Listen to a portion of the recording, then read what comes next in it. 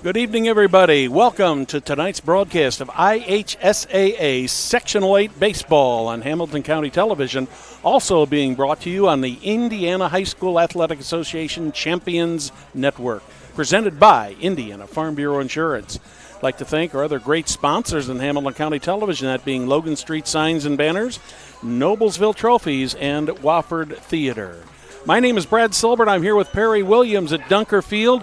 We are just about ready to go here. In just a second here, we're going to be turning it over to Craig Atkins, the public address announcer here for the Noblesville Millers, and he's going to have the introduction of the players and the national anthem. At this time, let's turn things over to Craig Atkins for the opening ceremony. We're going to wait a few more minutes. Looks like we are going to wait a few more minutes. Craig is flashing signs at me, so in the meantime, Perry, it looks like we got a great game coming up tonight. We got the 24-7 Fishers Tigers against the 21-10 Noblesville Millers. Yeah, it's going to be. I think it's going to be an excellent game tonight. Of course, both of these teams are in the Hoosier Crossroad Conference. Fishers finishing 15-3 in the conference in first place, and Noblesville 10-7, and they finished in third place. Well, the one thing is, of course, with the 3-game series that these teams play, the Tigers did take 2 out of 3 from the Millers here just a few weeks ago, earlier this month. So whether that's indicative of anything, we really don't know. But the Tigers have really been on a tear here lately. They have won. They are 9-1 in their last 10 with 6 wins, but then you look over at the Noblesville Millers, and they've won their last 10 games. So both of these teams have been playing very good baseball. So I think this is going to be another one of these tonight where we can take the predictions and probably throw them out the window. And as we were talking earlier today in the other 2 games, probably a lot of it is going to come down to pitching and field execution. I know in the case of the Millers and the Royals earlier today, the Royals failed to execute properly, had 4 errors, and had a couple of other plays that they just plain and simple didn't make that they should have made. And those 4 errors and those 2 missed plays led to a number of runs in that game. So you never can tell how things would have come out, but the other part of it is you can't give the team the extra outs. And neither of these teams have a tendency to do this. They're both very well disciplined. Yeah, and the one thing about it is it's like Coach Keever told me before the tournament starts, okay, all season long these coaches are coached for a marathon, okay?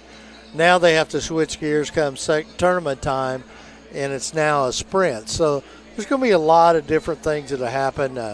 I know, being around Coach Keever for so many years, that the Millers will, Coach Keever, it's all on the line here tonight, Brad. I mean, it's one of these teams, their season is done. Another one is going to go on to play another day, and they'll be playing up at Lafayette Jefferson at Loeb Stadium in the regional coming up next Saturday. And one of these teams will be meeting the Zionsville Eagles. And history between the Eagles and the Tigers is that last year the Tigers won the sectional here in Sectional 8, went up to Lafayette, and lost to the Zionsville Eagles.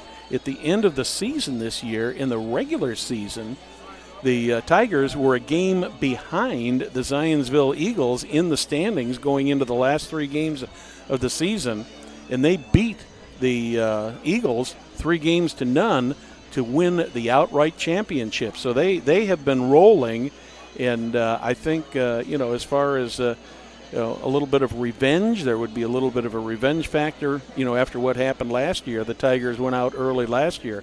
But for the Millers, they're a young team. This is a young, very good team, and they are coming up against a team that is very senior laden with about 9 or 10 seniors. And you've got a list of where all these guys are going, and they're going all over the place. I see some people to Indiana, Kent State, Houston, Michigan, Louisville, all over the place, to a lot of really good baseball programs.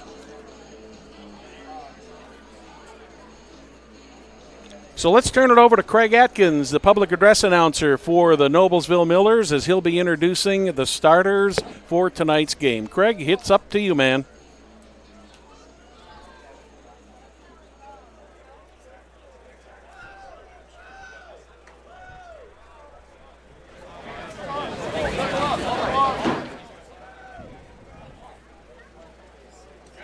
Ladies and gentlemen, and welcome to Donald J. Dunkerfield, the Dunk, the proud home of Noblesville Miller baseball, and tonight's Class 4A Sectional 8 championship game between the visitors, the Fishers Tigers, and the home team on the scoreboard, the Noblesville Millers.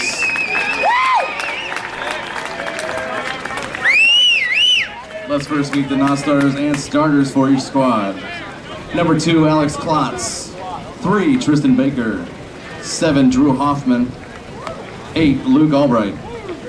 Number 9, Griffin Rhodes. 12, John Vore. 18, Daniel Owens. Number 20, Colin Shelton. 21, Grant Wetzel. 25, Mason Thomas. Here are the starters for the Tigers. Leading off and playing center field, number 24, J.J. Woolwine. Hitting second and playing shortstop, 22, Craig Yoho. Batting third and pitching, number 1, Grant Richardson. Hitting fourth, the first baseman, number 23, Kyle Brancheski. Hitting fifth and playing third, 15, Matthew Wolf. Batting sixth, the catcher, 11, Alex Jamison. Batting seventh, second baseman, number 6, Nick Lukac. Hitting eighth, the DH, number 13, Jack Raudebush. He'll be hitting for the right fielder, number 10, TJ Ratliff. And batting ninth for Fishers, the left fielder, number 4, Ben Burton. Head coach for the Fishers Tigers is Matthew Cherry.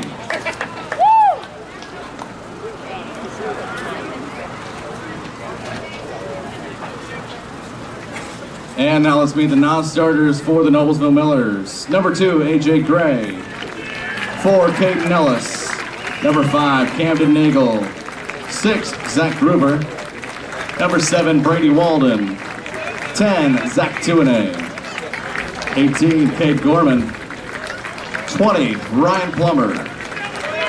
24, Matthew Peak. 25, Alex Hewitt.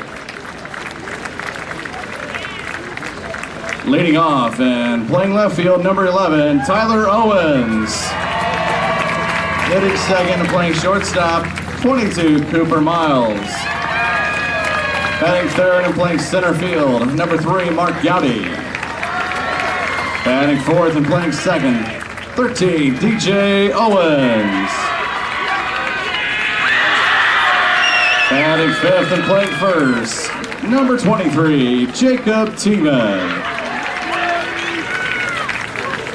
Hitting sixth and playing right field, number 8, Bryce Randolph. Batting seventh, the DH, number 17, Reese Sharp. Hitting eighth and catching, number 15, Ethan Emmel. Batting ninth and playing third, number 1, Jackson Ramey. And on the mound for the Millers, number 16, Clay Holsworth. Head coach for the Noblesville Millers is Justin Keever. At this time, fans, we ask that you all please rise, and those wearing caps, kindly remove them as we honor America with the playing of our national anthem.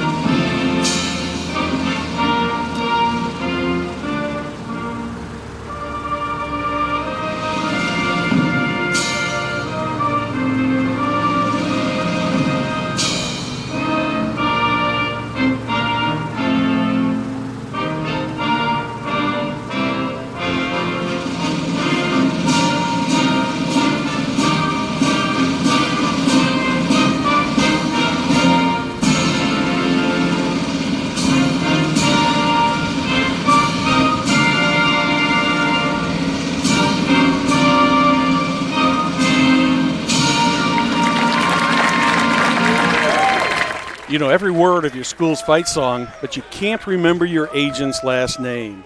You know what you have and what you want to need. Find a local agent at infarmbureau.com. Indiana Farm Bureau Insurance. Stop knocking on wood. Well, Perry, it's a beautiful night for baseball. It actually, to me, feels a little warmer than felt this afternoon. Well, I think it is. It's 91 degrees right now at game time. Humidity 32%. A light east-southeast wind is what they say at 8 miles per hour.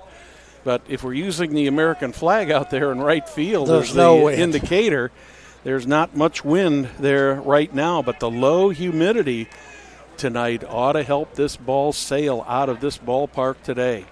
Could see some balls going out there on State Road 32. All right, for tonight here, the batteries for the Noblesville Millers, behind the plate will be Ethan Emmel.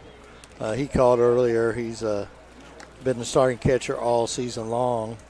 Also, Clay Ellsworth will be on the mound, okay? Number 16, he's a junior. All right, so far this season, he's pitched 27.1 innings. He's got, they've got 22 hits off of him, 14 runs, and 22 base on balls, and 42 strikeouts and 4 home runs. And batters faced this season 135. So there's a matchup there, and we're getting ready to start here, Brad, so take it away. Holsworth hasn't pitched here recently. I don't think I've seen him pitch this season. Have you? Yeah, I saw him pitch a couple games. Okay, but as you were saying, he has only pitched 29 1/3 innings and made appearances in 7 games at 3-3 record. But when it comes to a game like this, especially what you really consider a rivalry game, this is another one of those that you kind of throw the records out and just have to go with the flow and see what happens. J.J. Woolwine will be the first batter for the Tigers. Big swing and a miss is the first offer from Holsworth for strike one.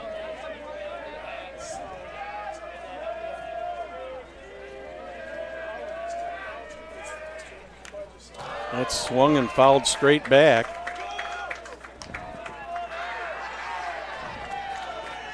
Woolwine is in the hole, 0-2. Trip to beautiful Loeb Stadium in Lafayette on the line for the winner here tonight. Just a little bit outside there. 1-2.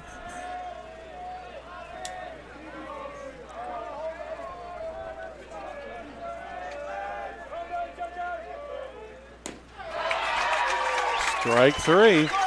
Woolwine goes down. A good start for Holsworth there, Perry. Absolutely. You know, in the 29.1 innings pitched, he's had 42 strikeouts. So a very good strikeout to walk ratio, almost exactly a 2-to-1 ratio, so nothing wrong with that. Craig Yoho steps in. He's batting over 400 at 430 for the Fisher's Tigers. He was 1 for 3 in the game this morning against the Panthers. Or I guess I should say this afternoon.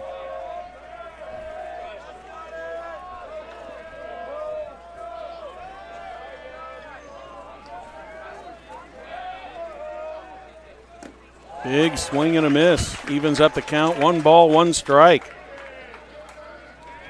Yoho, one of 6 seniors on Matthew Cherry's team this year. He'll be heading to Houston next season. 1-1 pitch. Did he hold up in time or not? Yes, he did, according to the first base umpire. Makes it count 2 balls and a strike. We're just underway here in the top of the first. Tigers, a visiting team tonight in their red uniforms with gray slacks. 2 balls, 2 strikes now. Millers in their black jerseys, gold pants, black hats. The 2-2 pitch from Holsworth, fouled back. Yoho's one of those ball players that just has such a presence there in in the batter's box, Perry. It's almost inhibiting to watch him out there.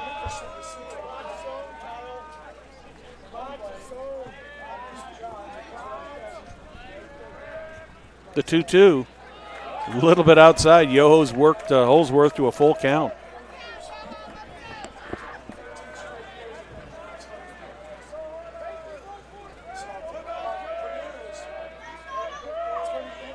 The full count pitch fouled back. Yoho just got under that one, got a little bit of piece of it, and it came almost straight back toward us.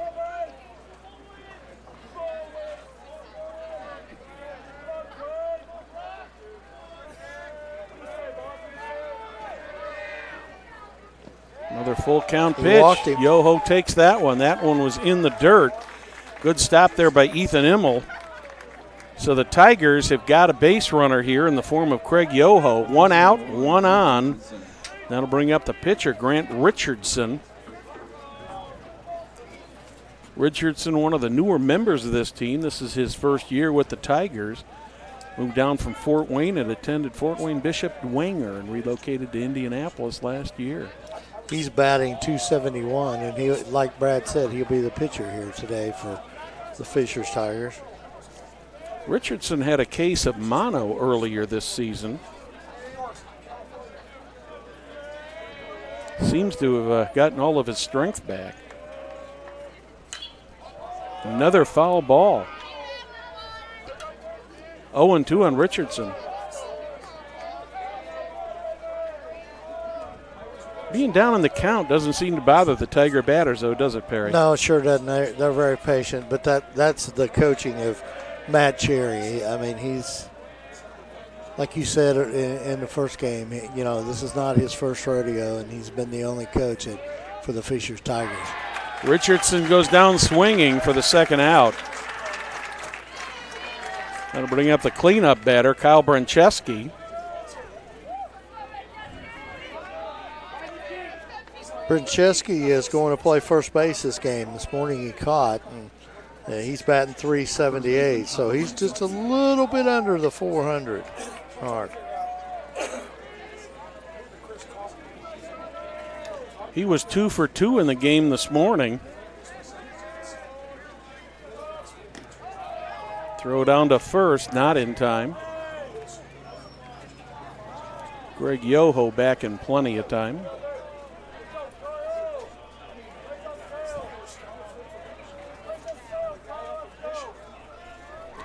The 1-0 pitch, way outside high.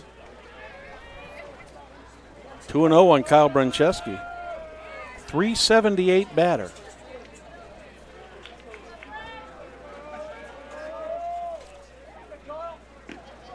That one hits the outside corner.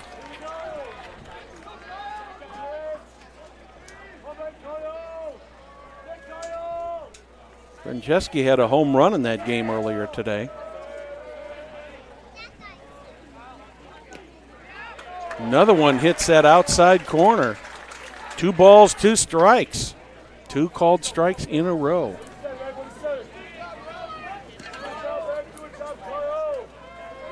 Yoho getting a pretty decent lead over there at first on Holsworth. Miller fans are wondering why they didn't get the call on that one, because that one was just about the same position as the other one. Count goes full now to Kyle Brancheski. Matthew Wolf, the third baseman, on deck.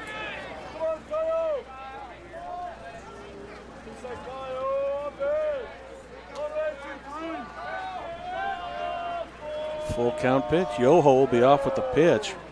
Holsworth steps off the rubber.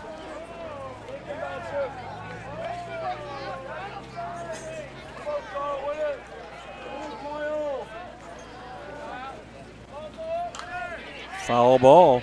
Out of play. Yoho had a good jump on that.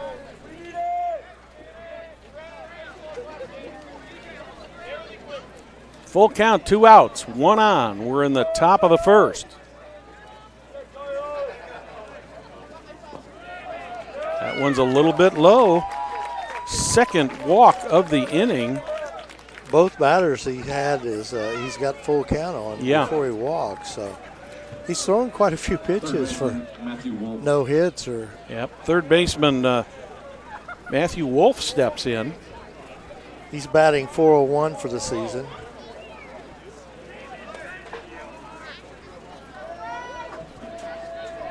Wolf was 1 for 2 in the earlier game today. Another pitch, a little low and outside.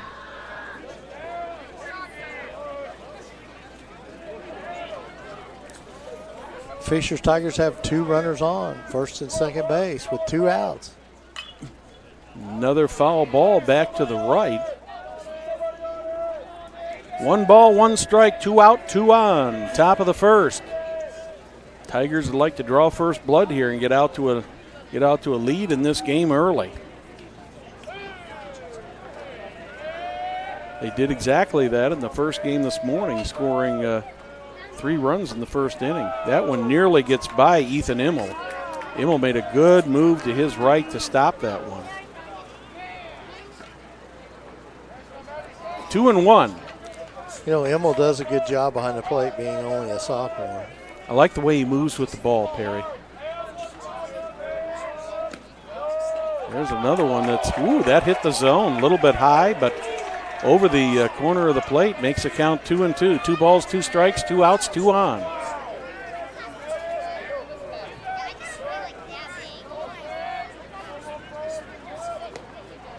Timeout was called before the pitch.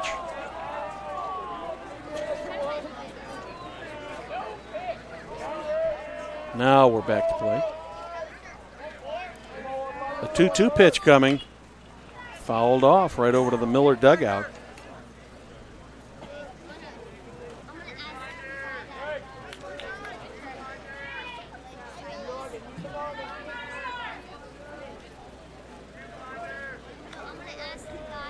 Been a fun series to be at, Perry. Every one of these games has been a pretty good game.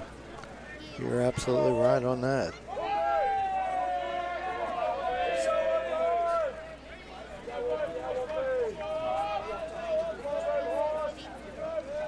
Two fouled off again. In the right field line. Lots of red to our right, lots of black and white to our left today.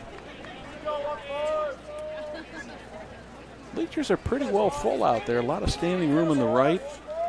A lot of people standing all the way down. Another foul. Emil couldn't hang on to that foul tip. Still at 2-2.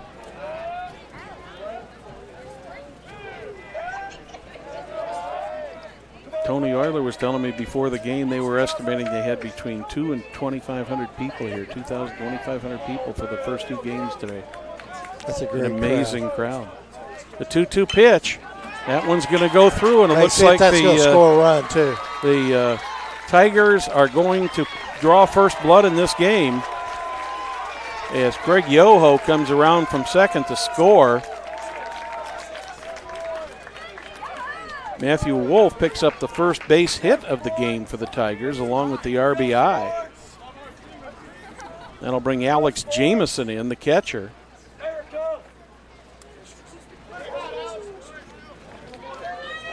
Jamison is a .316 hitter. 0 for 3 in the game earlier today against the North Central Panthers.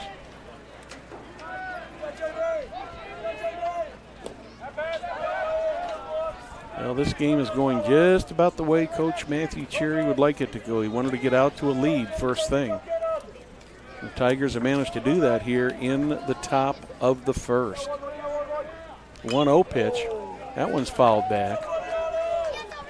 Is it my imagination, Perry, or are we seeing a lot more foul balls this season than we've seen before? It seems like a lot of foul balls. Yeah. So the umpires, because they're always wanting baseballs. 1 ball and 1 strike. Alex Jamison in. He hits that one hard down the left field, but got out ahead of that one, and that one just turned out to be a long strike down into the bullpen in the corner.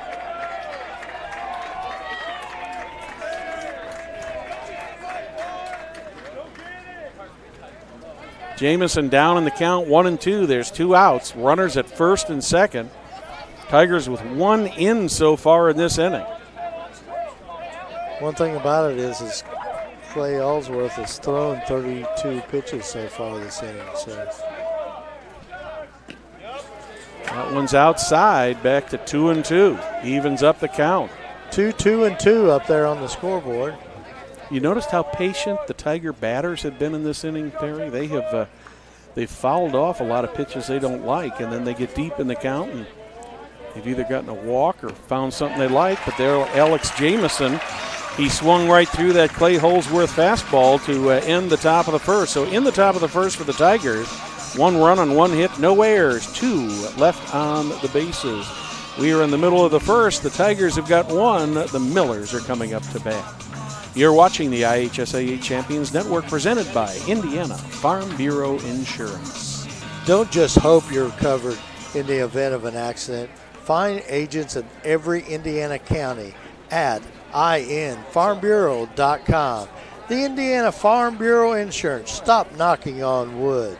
Perry, if you take a look at the monitor here, the Jim has got a picture of the Noblesville Strong T-shirts that are being sold.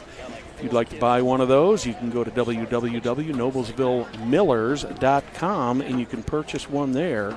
And all of the profits from that T-shirt are going to funding for medical expenses for the Whistler family and the Seaman family after the incident over at the Noblesville West Middle School on Friday. And you had some numbers earlier. Do you remember what those numbers were, what had been collected? It was there was over phenomenal. $10,000 from T-shirts and donations today alone. And then, of course, Beaver Material and Sagamore Ready Mix, whatever profits is made in the concession stand today, they will match that profit and give it to that fund also. So Grant Richardson takes the hill for the Tigers. What have you got on Grant there, Perry? Grant's pitched to 27.1 innings. He's given up 14 hits, 12 runs, 22 base on balls, struck out 50,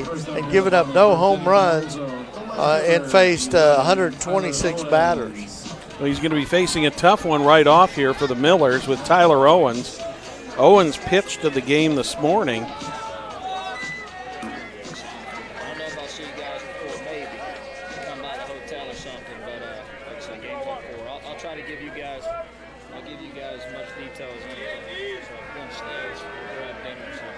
First pitch to Owens, right across the heart of the plate, called strike 1.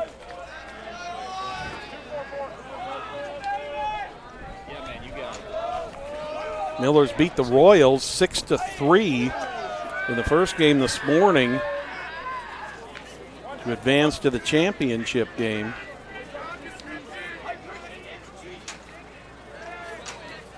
Tyler Owens was 1 for 2 in that game this morning. Well, hit ball to left. If that stays fair, he's going to have some extra bases, and that ball goes all the way to the screen, but was a foul ball. Boy, it sounded good coming off the bat. Yeah, the crack of the bat sounded real good. And Ben Burton got a good jump on that ball, but it was a good 20, 30 feet into foul territory. A ball and 2 strikes on Tyler Owens.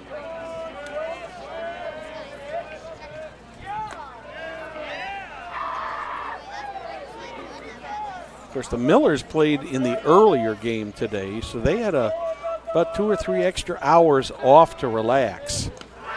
For the Tigers, just finished up the second game here about 3 o'clock, so they only had about not really much more than a couple 3 hours to relax. Full count. That one is low, and Tyler Owens starts the Millers off with a walk.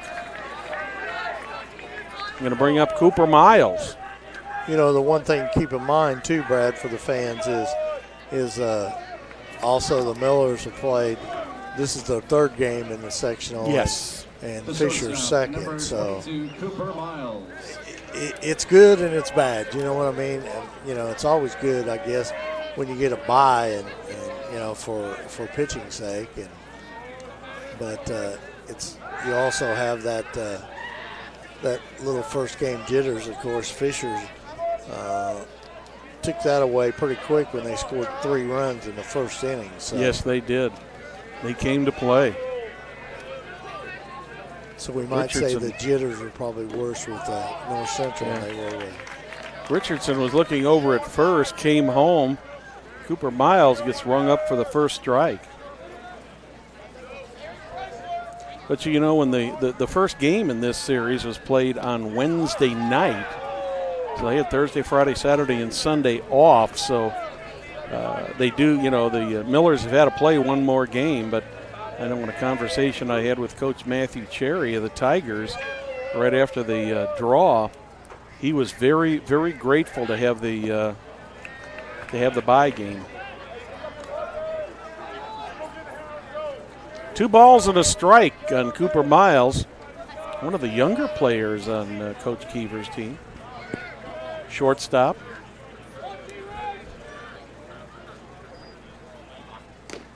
That one's outside.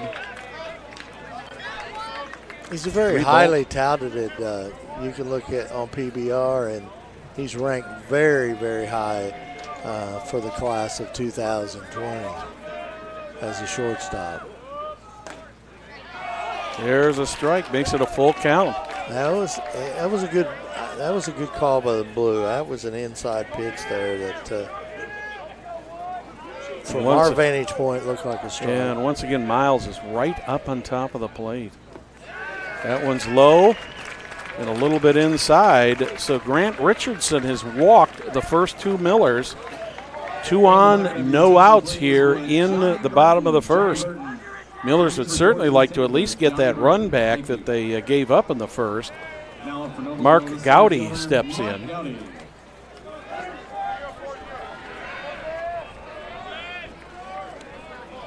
Gowdy was 0 for 4, did walk and scored a run. But he's batting .323. Mm-hmm. Another ball.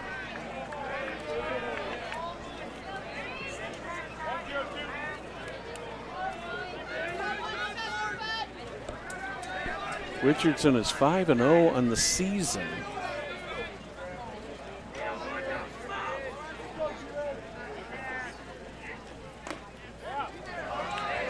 That one's just a little bit inside again.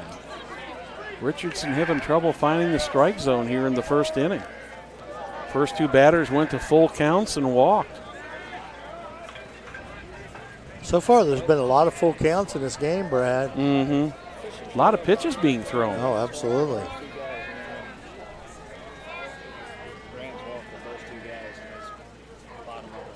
That one bounces off of Jamison and gets away, and the runners will advance to second and third. That will be a wild pitch. That thing bounced in, and Tigers are probably lucky that didn't get farther away and maybe possibly have given up a run. 2 runners in scoring position, no outs, 3-0 on the batter Mark Gowdy. The 3-0 pitch from Richardson.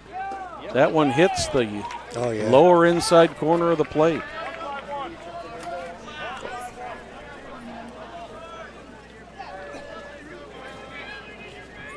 Tony Euler standing behind Perry Williams eating popcorn. That's it. That's his. You don't ever see a baseball game or any sporting event where Tony doesn't have his popcorn. Leo Waldridge and Tony Euler have done a great job today here putting this tournament on because the games this morning, they had not anywhere close to anticipated the crowd when they started planning this event. And then the event Friday, they had to shift gears and plus what all they both went through because of educators. They were at the schools and spent a long time on Friday with the students. There was some doubt whether this game would even be played here at Noblesville today. Swing and a miss. Mark Gowdy goes down. He was at 3-0. Grant Richardson gets the first out of the first inning. Big break for the Tigers. DJ Owens steps in. I wonder if they might consider giving him an intentional walk here, Perry.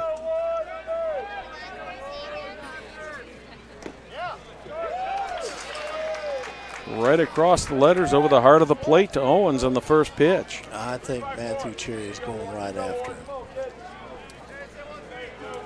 I mean, Richardson's had a good year this year. He's settled in there. Get the job done. First batter that Richardson's been out in front of, 0-2 on Owens.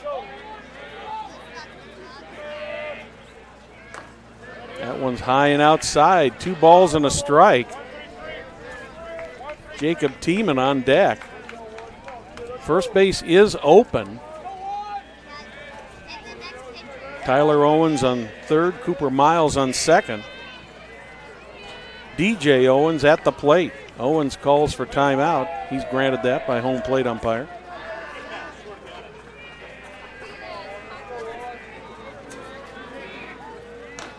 He went. Swing and a miss. So Richardson has come back real strong after walking the first 2 batters. Gets the third and fourth batter both to swing and miss at strike 3. That'll bring up first baseman Jacob Tiemann. Another senior member of Justin Keever's team. Tiemann batting an even .300. All of a sudden, Richardson has gone from no control to excellent control here. He's living on that inside corner and doing a great job at it. Tiemann was 0 for 4. But he did score one of the Noblesville runs. 1 ball, 1 strike. Richardson looking to get out of this unscathed. Millers would like to get a hit here from Tiemann and put some runs on the board. He swings and misses. Big swing and a miss there. Boy, right now, Richardson is in a zone. Yeah, the first 2 batters he was struggling with, but boy, Gowdy and Owens, he has just come on strong and mowed him down. Swing and a miss. Richardson strikes out the sides.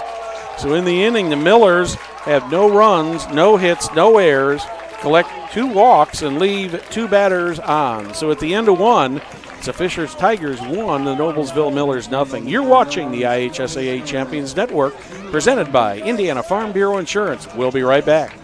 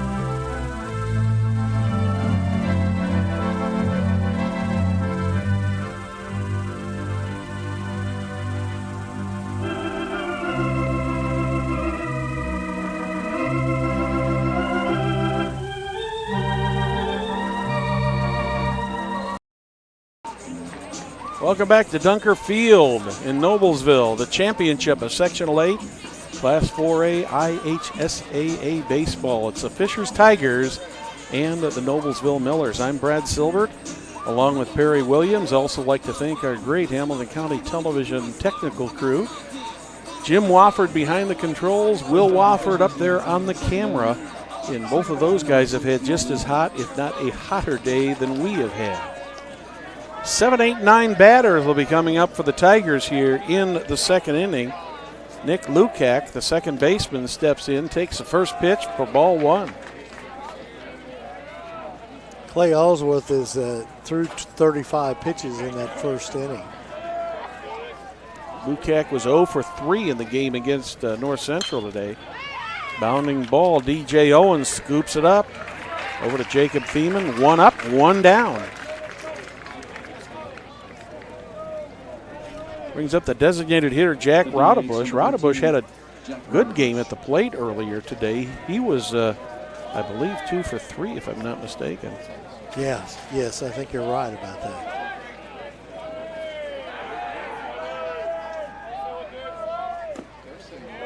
Raudebush takes the first pitch for a called strike one. Glad to have you with us here as our Memorial Day weekend comes winding to a close. Second pitch is a swing and a miss by Jack Raudebush. I want to remind everyone, Noblesville Regional Softball game at Harrison tomorrow at 7 p.m. So they'll be taking on the host team, Harrison. Well, the Millers are still in school. They've got another week of school to go. The Tigers, they finished last week on Friday, so the Tiger players don't have to worry about getting up in the morning like the Millers do. That one bounces in, evens up the count at 2 balls, 2 strikes on senior Jack Raudebush.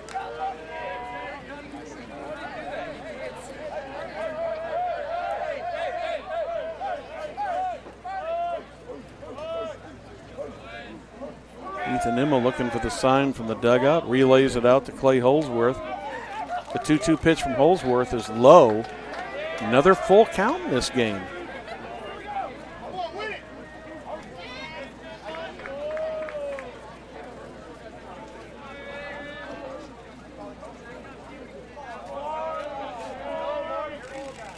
Raudebush swings and pops that one up on the infield. Will it be the shortstop or the left fielder? Left fielder Tyler Owens calls off Cooper Miles and makes the play for the second out of the inning. Now that was good communication between Owens and Miles, because it looked like Miles was just fading back to make that, and Owens, who obviously had a little better angle on it coming in rather than going out, called him off and made the play. Ben Burt, the number 9 hitter in Matthew Cherry's order, steps in for the Tigers. That's well hit to right center field. Was that going to be caught? Yes, it is. Mark Gowdy got a great jump on that ball and made the catch. So in the top of the second for the Tigers, no runs, no hits, no errors, nobody left on the bases. We're in the middle of the second. Tigers 1, Millers nothing. You're watching the IHSAA Champions Network presented by Indian Farm Bureau Insurance. Celebrating over 25 years, Logan Street Signs and Banners specialize in that last-minute signage and banners, serving Noblesville and Hamilton County since 1992. You can contact them at 317-773-7200 or check them out on their website, loganstreetsigns.com. Once again on the screen you can see that Noblesville Strong t-shirt, and urge you to order one of those at www.noblesvillemillers.com. All the profits are going to the families who were injured in the incident at Noblesville West Middle School last Friday. Had quite a crowd out here to honor the staff from Noblesville West here today. We had well over 2,000 people in this stadium this morning for the first game, and it was quite a sight to behold, Perry. I know it was rather, a very emotional day, but it was also great to see just how the fans and how the fans came out in the support that the fans showed, especially when that Noblesville West Middle School staff came out on the field there during the game. It was great to see all of them out there. We're moving into the bottom of the second inning. The Millers will send the 6, 7, and 8 batters up. In Justin Keever's batting order, that'll be Bryce Randolph, Reese Sharp, and Ethan Immel. Grant Richardson started out a little bit shaky in the top of the first, walked the first 2 batters, and then struck out the next 3. Starts Randolph out with a nice off-speed pitch for strike 1. Randolph batting .313 on the season. That one's a little bit low, evens up the count. 1 ball, 1 strike.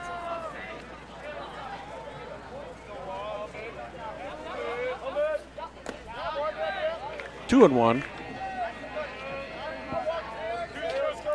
Randolph was 1 for 3 in the game against the Royals this morning. Did score 1 of the 6 runs.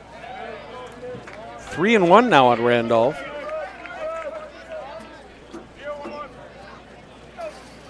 Richardson started him out with a nice curveball strike and has not been able to hit the zone in the last 3 pitches. That one's right down the heart of the plate. Got to believe that Randolph was taking all the way on that one, Perry. Yeah, I'm sure he was. This early in the ball game. Full count of right fielder Bryce Randolph. That one's low, and Randolph, as happened in the top of the first batter, takes a walk. Miller's with no hits so far in this game, but they've had 2 base runners. Now this is their 3rd base runner with no hits. Reese Sharp got a big hit today, a double that put the Millers ahead in the game against Southeastern. He's batting .232 for the season with 7 home runs.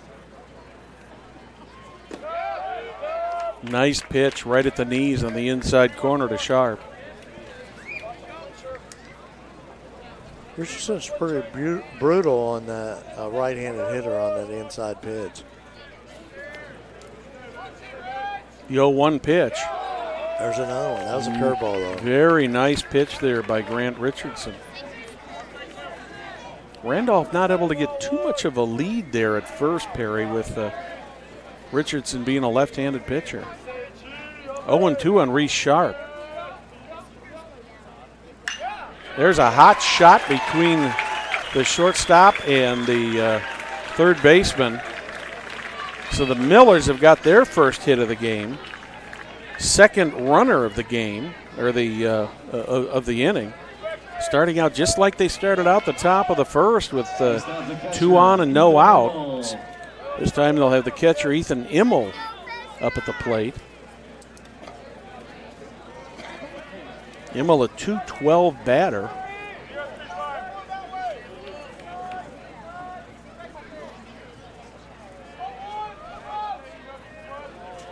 Immel had a couple hits in the victory over the Royals this morning. Squares to bunt. But Richardson fakes a throw back to second.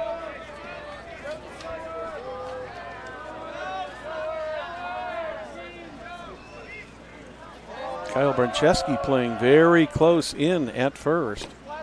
Got away from him. That one gets away from him. Both runners advance. So Immel gets the benefit of the ball one call.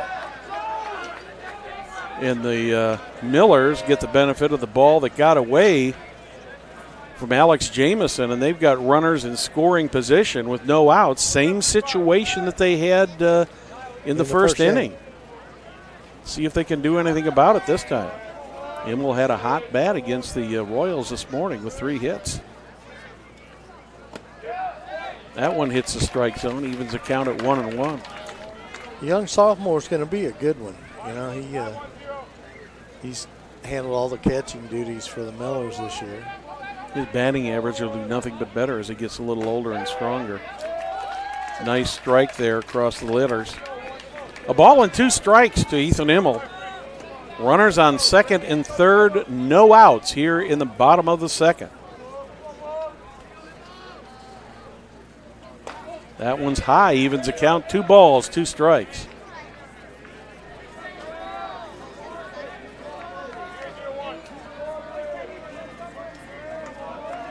Tigers playing at normal infield depth.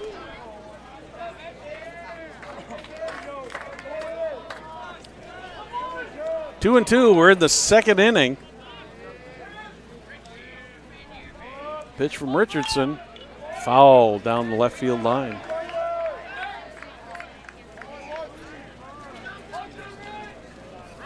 Both teams with a good following of fans out here tonight. I think the Millers have got a few more up and down the left field side than the Tigers do, but both these teams have got a good group of people out here tonight.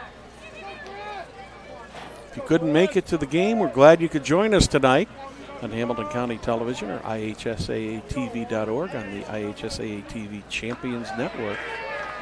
Another full count for Grant Richardson. That, I believe, is his 5th full count, isn't it? Yeah. At least the 5th or 6th.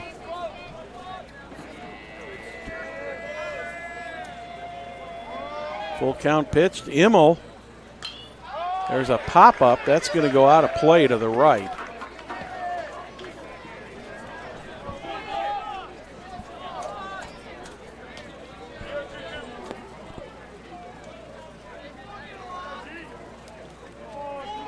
Another 3-2 pitch coming to Ethan Immel. Wow. I thought he was going to get rung up on that. Me too. I don't know where that pitch was because from our perspective, must have been high. It must have been high. It looked pretty good. But the bases are now loaded with Millers. And for the Millers, Nagel will come in and run for his courtesy runner. Camden Nagel.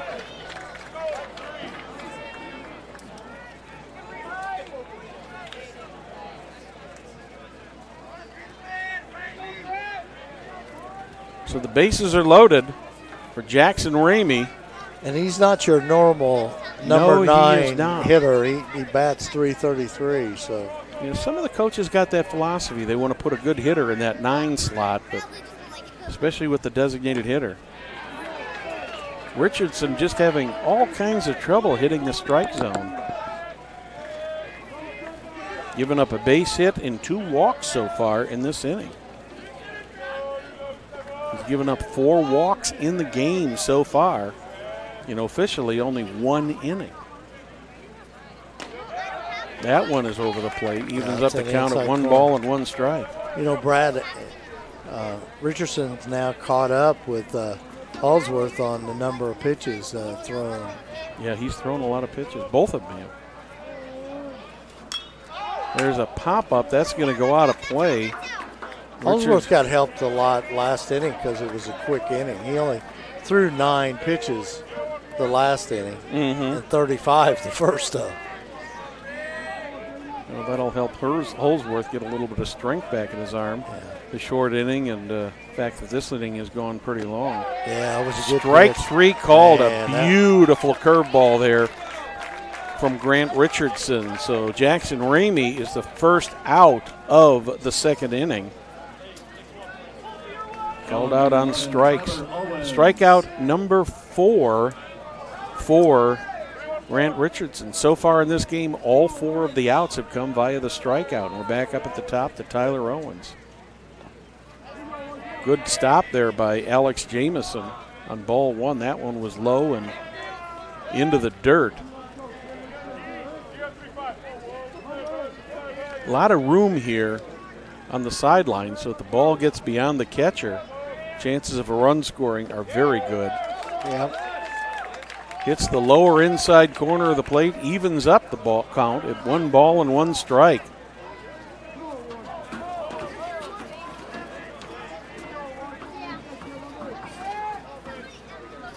The 1-1 pitch from Richardson. Nice curveball right in there over the outside corner of the plate. Moves it from one side to the other that time, Perry. He's working and got pretty the well call, right yeah. 1-2 on Owens. And Owens is a good hitter. 325 hitter. That one's inside, evens up the count at 2 balls and 2 strikes. Miller's trying to get on the board here and at least even the score here. Tigers are ahead 1-0 here in the bottom of the 2nd. The 2-2 pitch. That one's fouled off, still 2-2. Owens had a good cut at that one. Bases loaded. The Millers get base runners. They got 2 runners on with no outs, and they can't get anybody in both innings. Swing and a miss by Owens. That is 5 strikeouts in a row for Grant Richardson. Had a few walks and a hit, thrown in there in between, but Richardson seems to be thriving on the pressure at this point. See if Cooper Miles can break that. Miles walked his first time up, takes the first pitch for strike 1. Richardson, a pretty cool operator out there on the mound, isn't he? Oh, yeah. He looks good. I believe he's headed down to Bloomington next year, if I'm not mistaken. Yes, he is. He's an IU commit.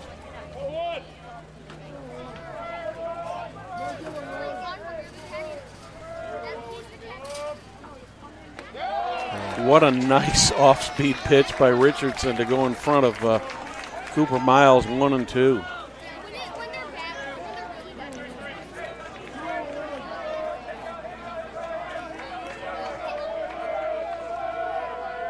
The 1-2 pitch to Miles, a little bit high, 2-2. 2 balls, 2 strikes, 2 outs. The bases are loaded here at the bottom of the second. Miller's trying to get on the board and even up this game or go ahead. That'll go to another full count. Full count, bases loaded. 2 outs. This is a big pitch right here. It certainly is. Lots of noise in the stadium. The full count pitch from Richardson. Swing and a miss. What an effort by Grant Richardson to get out of this inning, Perry. Absolutely great pitch. In the bottom of the second for the Millers. No runs, 1 hit, no errors. 3 left on the bases at the end of 2. It's the Fishers Tigers 1, the Noblesville Millers nothing. You're watching the IHSAA Champions Network, presented by Indiana Farm Bureau Insurance. We'll be back after this. Superheroes come in all shapes and sizes. They don't always meet in an underground fortress. Sometimes they meet in places that appear to be very ordinary to most people. But inside, there are heroes in training. Some are smart, strong, or brave. Maybe they can build cities or heal people when they get hurt. But even superheroes need some help sometimes. With your support, we can change the world. Together, we are a force that can't be defeated. Support the club. Save the world. Support your local superheroes and donate now to the Boys and Girls Club of Noblesville at bgcni.org. Brett Silbert, Perry Williams back here at the Dunk on a beautiful Monday night Memorial Day. Hope your family has had a great weekend. We are just really enjoying bringing this game to you tonight. Grant Richardson has been treading on thin ice, but boy, he has gotten out of it like a master magician.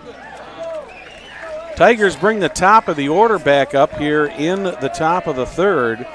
J.J. Woolwine, who struck out his first time up. Tigers ahead 1-0 here in the top of the third. Over the outside corner, Woolwine is behind 0-2.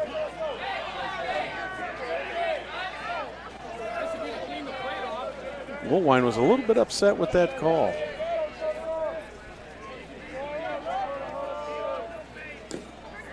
That one's a little bit outside. A ball and 2 strikes. Whether you agree with the umpire's strike zone or not, the one thing he has been through the first 2 innings, he's been pretty consistent there, Perry.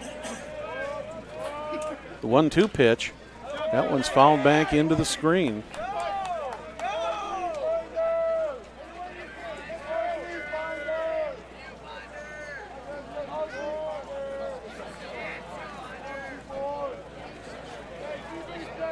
One-two pitch coming to Woolwine. Swing and a miss. Second strikeout for Woolwine.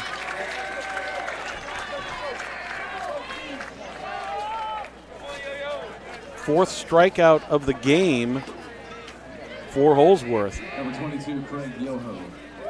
Greg Yoho steps in. He walked and scored the Millers' run in the top of the first.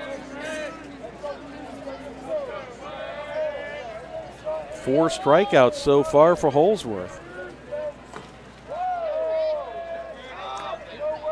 Yoho thought about going on that one, held up in time, took it for ball 1. Yoho's a big man, I'll tell you. big and strong. That was a little bit high. 2-0. Both of these pitchers have thrown a lot of pitches through the first 2 innings.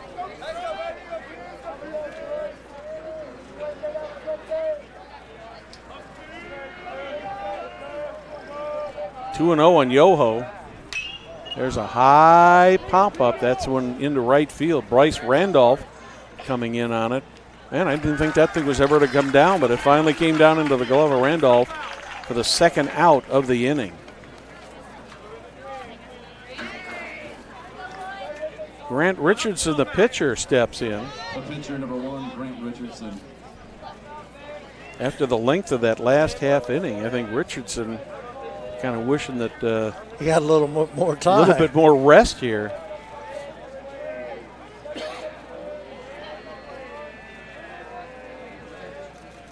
First pitch to Richardson's inside. Since the sun is kind of waning in the sky now, it feels like it's cooling down a little bit. Not much. 1-0 on Richardson.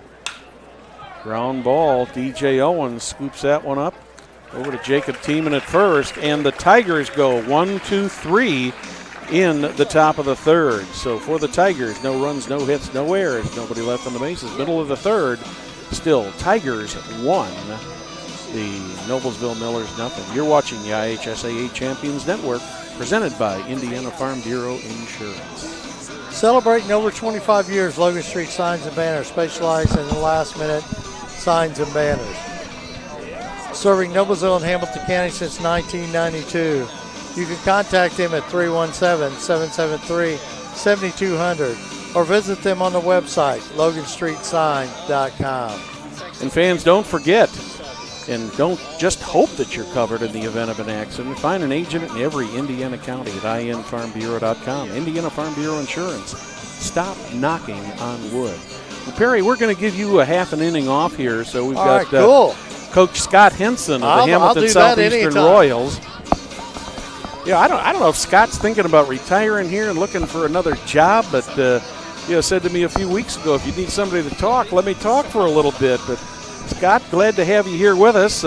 Obviously, I know you'd rather be playing tonight. Right. But in this highly competitive conference that we have got here, some strange things have happened this year. Got a lot of, just a great deal of competition here. And Perry and I have talked about this so often here this season that, our opinion is, and we're, to be honest with you, we're a little bit biased. We think the HCC is probably the best conference in the state of Indiana right now in 4A baseball. Well, we've already got one of us. One of the conference members has won a sectional championship today. So that was that was at Zionsville earlier today. Zionsville. Just got done talking to Coach Moore. He's downstairs. Got to congratulate Scouting him already, and the team. Yep, absolutely. That's what we've proved. Going into the sectional is that we do our scouting, that's for sure. So. Mark Gowdy, DJ Owens, and Jacob Thiemann will be standing in for the Millers here.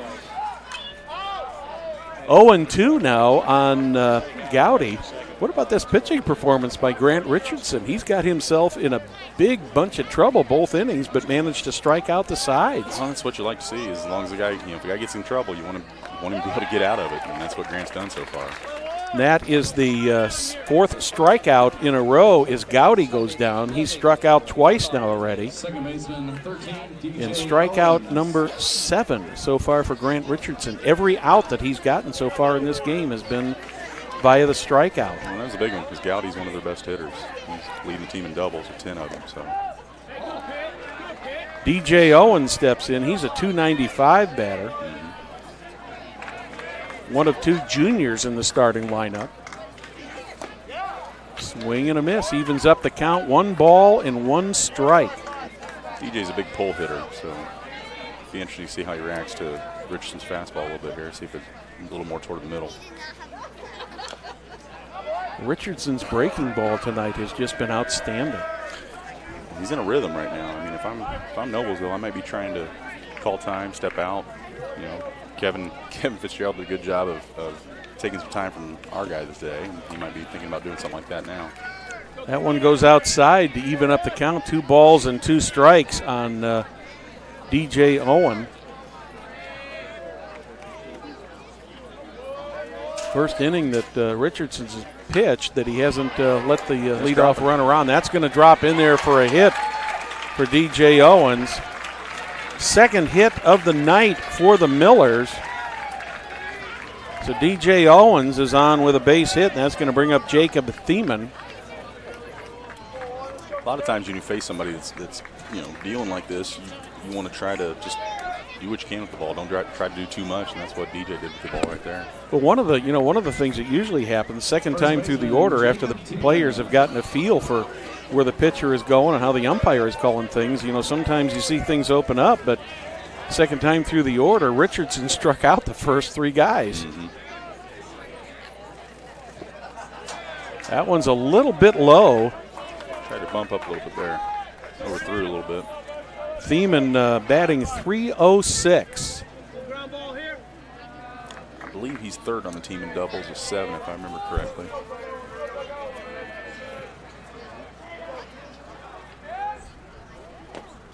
That one's a little bit inside. Good hit and run count here.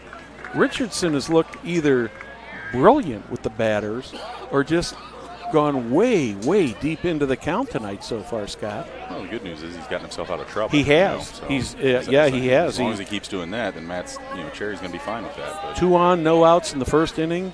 Bases loaded, no outs in the second inning. And as of this point, the Millers have only managed 2 hits but no runs. There's a called strike, making it 2-1 on Thiemann. And Grant's curveball's working for him right now. Yeah, that's always helpful. His curveball has been wicked.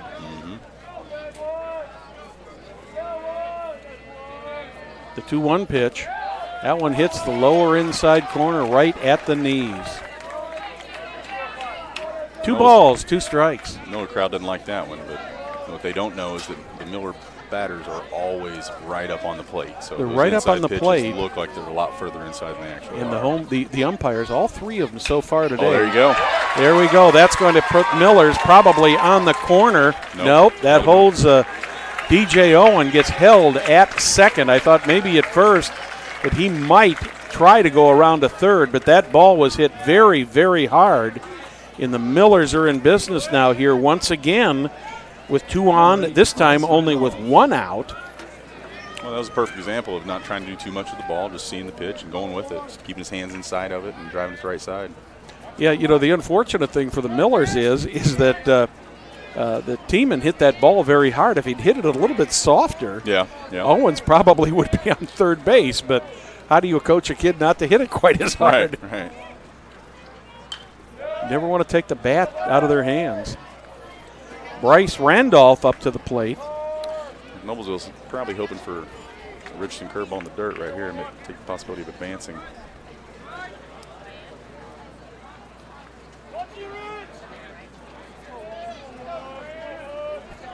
0-1 on Randolph.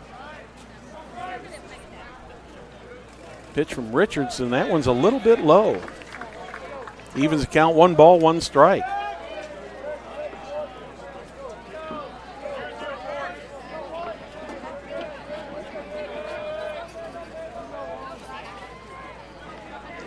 One and 1 pitch coming.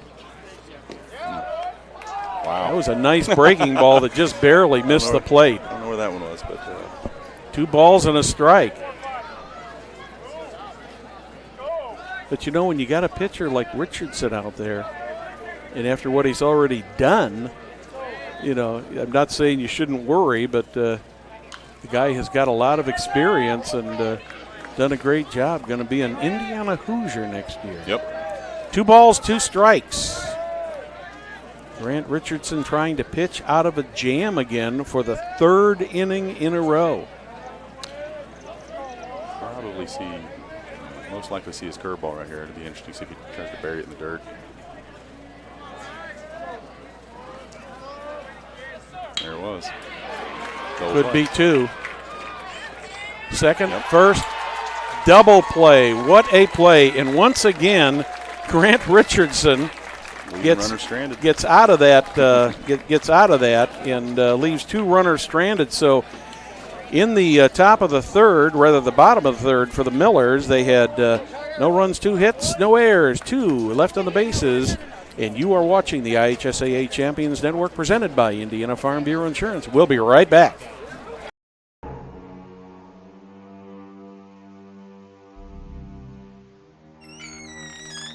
Can I help you? Yeah, I'm looking for Logan Street signs and banners. You found us. But this ain't Logan Street. This is South 10th. We moved 22 years ago. Well, how come you didn't change the name? That would have just confused people.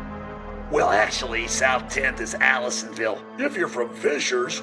Well, before that it was 37A, and before that it was State Road 37. So you're telling me that Logan Street signs and banners isn't on Logan Street anymore. It's actually on South 10th. That's Allisonville and Fishers. And before that, it was 37A and 37? So you got that straight? Logan Street signs and banners conveniently not located on Logan Street, but rather South 10th Street in Noblesville. Exactly. My name is Brad Silbert. We're joined by Hamilton Southeastern head coach Scott Henson. Scott, a little bit of a rough year for the Royals. The Royals normally a little bit better team than what we had happen this year. But, a lot of people have told me, gosh, you're in the HCC. What are you complaining about? It's, it is what it is. When you get in there, you know that week in, week out, you're going to face some of the best competition in the state of Indiana. And so we try to prepare them for that. And the first half of the season, it just didn't go the way we wanted, But playing in that conference makes you a lot more adept at playing in tight games. I mean, 12 out of our 12 wins in the regular season, 9 of them were 2 runs or less. So we just got used to playing in tight games, and that helped us out down the stretch. The Tigers are coming up here in the top of the 4th. It'll be Kyle Brencheski, first baseman for Matt Cherry.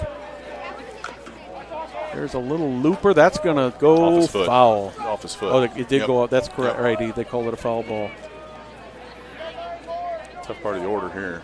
Brencheski and Wolf on deck. Brencheski's a 378 hitter. Wolf, 407. Yep. Then you got Alex Jameson coming in at 316. So, boy, if you can get through this. They've just that's the way Fisher's been all year. Yeah. They've been a tough team. They've got their own 1927 team, if you want. If you Yeah. put it like that, their own murders row. So. Yeah, they've been a good team, and they've got the victories when they needed it. They were 1 game behind Zionsville. They're going into the last weekend and managed to take all 3 of those games. 0-1 on Brencheski. That one hits the outside corner. Both these pitchers have thrown a lot of pitches so far in this game tonight. And this is Holsworth. This is one of his first games back, so it'll be interesting to see how far he can actually go. He hasn't pitched for a while. Another foul ball back. I was talking to Justin Keever earlier, and that's one of the things he was concerned about, was just how long he could go, considering that he hasn't been on the mound very often here lately. 0-2 on Brencheski. This would be a huge out for Holsworth if he can get him. That one's outside. Let me ask you a question. It's a good 0-2 pitch. Gary, the games that Perry and I have done this year, I think I'm seeing a lot more foul balls now than I saw in the last few years. It seems like this season, a lot more foul balls. Are the batters going up there more aggressively? There's a hot shot between short and third, and Kyle Brencheski leads off for the Tigers in the top of the 4th with a single. A lot of times what you see is toward the end of the year, a lot of times your hitter's going to catch up with your pitchers a little bit. Early in the season, your pitcher's a little bit ahead, so you might see a little bit more swing and miss. But excuse me, but Fishers is just, they've got good bats. Fishers is a team that just goes out there and pounds the ball. Yeah. I've seen about 5 or 6 of their games this year, and they are a good ball club. There's just no doubt about it. That's one of the things I told Matt. I told Matt this is the best Fishers team I've seen him have in a while. So throw down to first. Brencheski back in time. A good throw to Tiemann. Might have had him, but throw was a little high. High and outside, kind of like you call a pitch. Just being aggressive. You like your catcher to be aggressive in that situation. Helps keep the guy a little bit close. Evens up the count, 1 ball, 1 strike.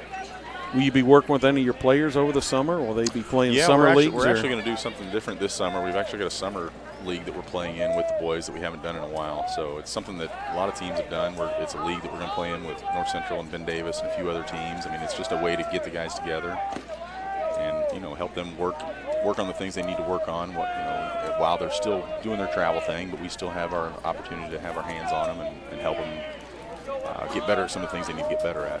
I remember 20-plus years ago when my son was playing for the Royals and playing for Kenny Seitz at that time, you just plain and simple, there's a hot shot over to the left. That is a fair ball. Will he beat that out? Great play. Great play there. Great play there by Jackson Ramey. I think most of the people in the stadium thought that was going to be a foul ball, but Ramey took that ball, gunned it over to Thiemann, and managed to get Matthew Wolf. Jackson's done a great job at third base for them, especially here in the tournament, but I've seen him all year. I've seen him make some plays that you just kind of shake your head at as an opposing coach, like, come on. But, you know, he's done a heck of a job. I was going to say, when my son played, they used to play a summer league, and, of course, at that time, there just weren't the number of travel teams that there are now. You had a couple travel teams in central Indiana, and that was it. And if the kids wanted to play, they played on their high school team. And that was, you know, and baseball at that time was the only sport that a high school coach could do a summer league with their team. Well, we see it, you know, we're going to be playing games on Tuesdays. We're going to practice on Mondays, and it's an opportunity for us, you know, when the guys are going to play with the travel team, it's an opportunity for us to make sure the pitchers getting their midweek work and doing the things they need to be doing between starts, and also work on some of the things they need to work on. So, who knows? Swing and a miss by Alex Jamison, the catcher. 2 balls and a strike now. Tigers with a runner in scoring position. Kyle Brencheski out there at second. 1 out, 1 on. Well hit ball there. Can Owens get over there and get it? No, he can't. That's going to score a run for the Royals. And Alex Jamison, excuse me, Tiger. I got the Royal coach sitting here. I wish it was a run scored for us. I wish we were here doing that. It's the first time I've done that today.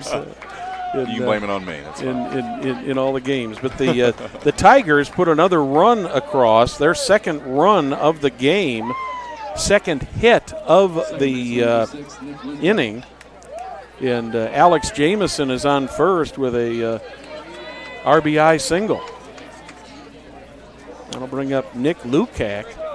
As a coach, you're hoping for a ground ball here to get out of the inning. Courtesy runner at first base, number 20, Colin Shelton.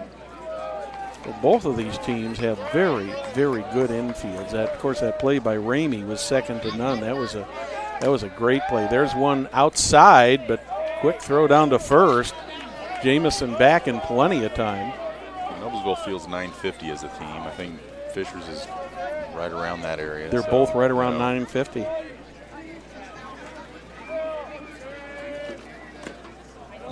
There aren't too many advantages going back and forth here. The Tigers obviously have got a better record. But Noblesville's been one of the hottest teams in the state. They have to have been. Yeah, they have been here in the last 10 games. That one's a little high. 3-0 now. So they've won what? Nick Lukac. 10 in a row. Is that right? What are they? 10 straight? Yeah, they're 10-0 in their last 10. And they have won 10 straight. I think the last time they lost was to us. That's correct. Series, Yep. Their last in that regular season series. There you go. That one hits the corner. 3-1 on Jamison. Always amazes me how a pitcher can go 3-0 and then automatically get a strike on that 3-0 pitch. Well, we've seen a lot of that tonight with both Holsworth and Richardson. Mm-hmm. The 3-1 hits the corner. Lukac thought he was getting a base on that one. He made sure to apologize to the umpire on that one, which is a good move on his part. 3-2, 1 out, 1 on. We're in the top of the fourth. Tigers have already got 1 run in here in the fourth. 2-0 lead. Winner of this game will be playing the Zionsville Eagles at Loeb Stadium in Lafayette. Big win for Zionsville. That's a tough Kokomo team they beat. Yes, both highly ranked teams. Mm-hmm. I think at one point Kokomo was ranked nationally this season.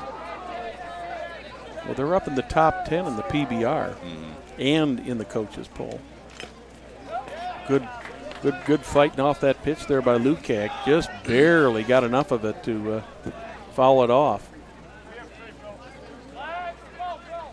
Another full count. This game has had tons of full counts so far. Tell you what, you guys have a great view up here. Sitting up here, you can really see how beautiful this field is. I love really it up lucky here. to be up here, playing in the sectional in this. This is my favorite place to be, Scott. I just love being up in the booth. Whether I'm on the Hamilton County Television, IHSAA network, or whether on the PA, it's just my favorite place to be. I often tell people I do football and basketball just to get me to baseball season. I love them all. I love them all. It's a lot of fun to do. Another full count pitch coming to Lukac. Fouls it off again. A lot more time to have a conversation during a baseball game. Yes, there is. Talk about anything you want. Not that Perry and I ever have a lack of conversation. Ken Seitz. There's a looper that's going to go into left or to right. Yep. Probably going to be two bases, possibly going to score a run here. They're sending him. Let's see if we got a play at the plate. There's going to be a play at third. But on the play, Alex Jamison, he ends up scoring. Nick Lukac will get a double, and he is gunned down 8 to 2. 8 to 3. 8 to 3 to 5. But the Tigers do get another run out of that, but they do get the second out. So the bases are empty now for Jack Raudebush. I hear Kenny Seitz is listening. Kenny just texted me, said he thought Marty Brenneman was doing color on Hamilton County TV. So. Well, that's quite a compliment, Scott. I appreciate the compliment, but I know that he's just giving me a hard time. So. I saw Kenny this morning when you guys came in this morning, and I said, Kenny reminds me of the old days when we used to go to Sheridan for sectionals. I remember that place. Back in the days when my son played. That's where I played. Yep. In regionals. Jack Raudebush, 1-1 on him. Flew out to left field for the second out of the second inning. Tigers have scored 2 here in the top of the fourth, taking a 3-0 lead over the Millers. Number 20 Plummer down there in the bullpen for Noblesville warming up.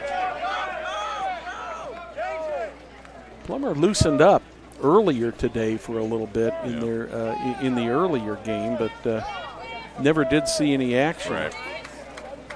Both of these teams got some pretty good depth on their pitching. Raudebush takes that one for a ball, evens up the count, 2 balls and 2 strikes.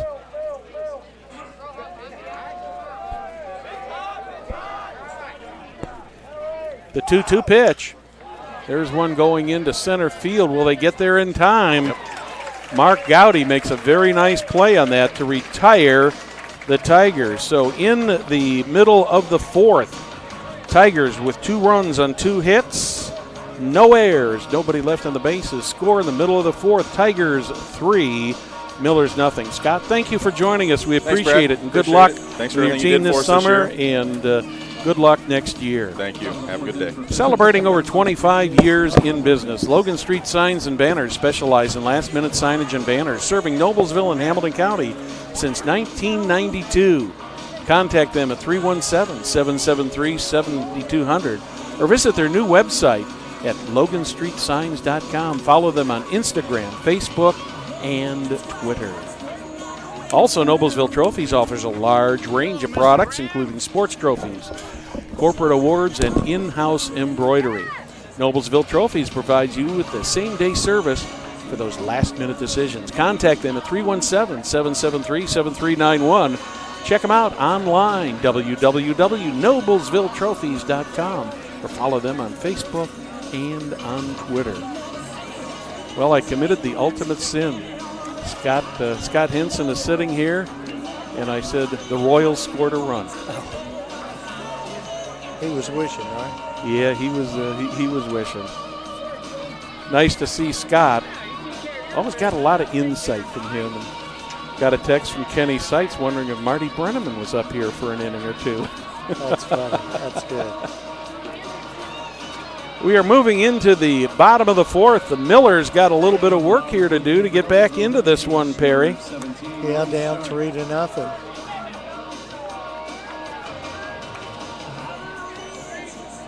The 7, 8, and 9 batters in Justin Keever's order will be coming up.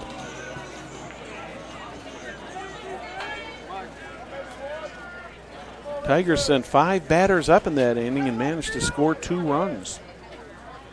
Sharp takes the first ball, pops it up, out of play.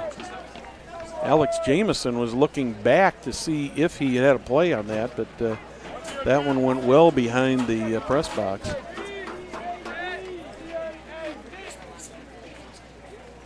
Always nice to get a coach's perspective on the game, Perry. Oh, yeah, they see the game a whole lot different. He was, Scott was very, very complimentary of both of these teams. I mean, I think all 3 coaches have a very high respect for each other. I mean, they're all 3 great programs. Mm-hmm. 2 balls and a strike on Reese Sharp. Sharp had a base hit his first time up, made it to second. And, you and I talk a lot, that this group, the last year's senior group and this year's and this year's junior group at Fishers and Southeastern, those are kids that went through a very, very strong youth program down there. Mm-hmm. So they learned the trade very, very early because there was very good coaching down there. Well, both of these coaches are very, very involved in the youth program in Fishers. As I know Justin Keever is here in Noblesville. There's a hot shot to short, grabbed by Craig Yoho. Long throw over to first. Over to Kyle Bruncheski. And Reese Sharp is retired.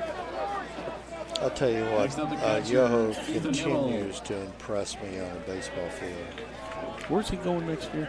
Houston, I believe. Yeah, Houston. I'll never forget those games that we did last year over at Fishers High School when he had 4 home runs in 2 games. Yeah, he's a great ball player. And that was not with a real strong wind blowing out. I mean, it was blowing out, but not anything that helped those balls. And one of those home runs, I remember seeing it bounce on the football field over there and rolling down the football field. Ethan Immel is in there with a 1-0 count. He hits that one high and off to the left. He's going to go over the bleachers and out into the grass.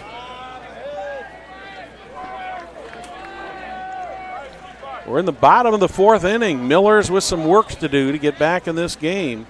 Tigers with 3 runs and 4 hits. Millers, no runs, 1 hit. No runs, 3 hits. Let me get that right.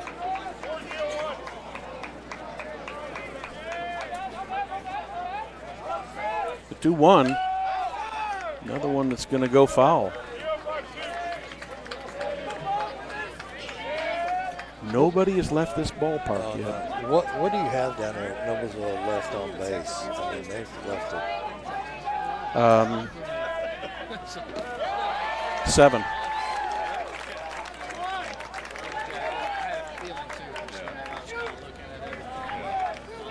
So for the first inning, Grant Richardson has gotten the first 2 batters out.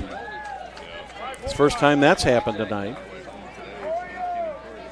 Richardson's pitching a beautiful ball game out there. I've got him for 8 strikeouts now. Jackson Ramey comes up. Struck out looking in the second. So we're in the bottom of the 4th.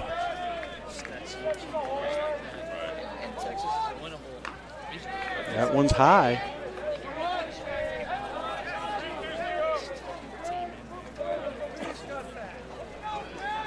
Two and 0 on Jackson Ramey.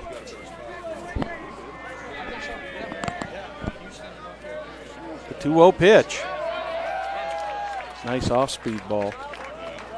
Richardson's been very effective with his off-speed, but he's had a little trouble getting his fastball over the plate.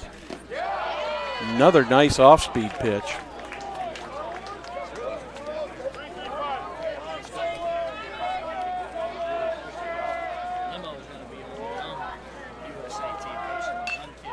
There's another foul ball off to the right. I'd like to thank our Hamilton County television crew. Will Wofford manning the camera tonight. Jim Wofford at the controls. Rick Vanderweilen out here from IHSATV.org lending us a hand tonight. Always good to see Rick. And there's a swing and a miss. And that will be the end of the 4th inning. So in the bottom of the 4th for the Millers, no runs, no hits, no errors, nobody left on the bases at the end of 4. It's Fishers Tigers 3, the Noblesville Millers nothing. You're watching the IHSAA Champions Network, presented by Indiana Farm Bureau Insurance. We'll be right back. Can I help you? Yeah, I'd like to order a hamburger, fries, salt, maybe a large vanilla shake. This is a trophy shop, can't you tell? You got carry out? Everything that you need, we have here at the shop. Very unique. You order today, carry out tonight. That's our version of carry out. All right, I'll take one of everything. Oh, that may take a little longer. We'll have it for you tomorrow night. I'll be back tomorrow to pick it up. We'll be waiting. Okay. Each one once? Okay. Welcome back to Dunker Field, also known as the Dunk, in honor of Donald Dunker. Explain how we got the name Dunker Field, Perry. Well, Don Dunker was a Major League Baseball player, great player. He came to Noblesville from the Cubs. He was a teacher in Noblesville schools for many, many years and had some great ball players to come through this area in the 60s and 70s and part of the 80s. He was a great man. A well-deserved honor. Yeah, absolutely. Him and Don Jellison really built Noblesville baseball for what it is today. They Don set the was ground. so active in the Babe Ruth League. Yeah. Which was an idea both by him. Well, it was actually Dunk's idea that he had to have something done with the 13, 14, and 15-year-old kids. Yeah. And there was no place to play, so that's where they went to Forest Park, and the rest of it's history. Two great men with a lot of history in Noblesville baseball.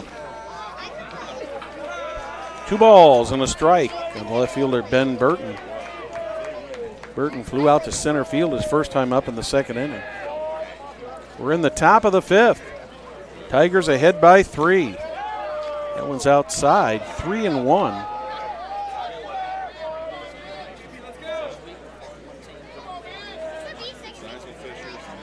Holsworth done a pretty good job so far, Perry.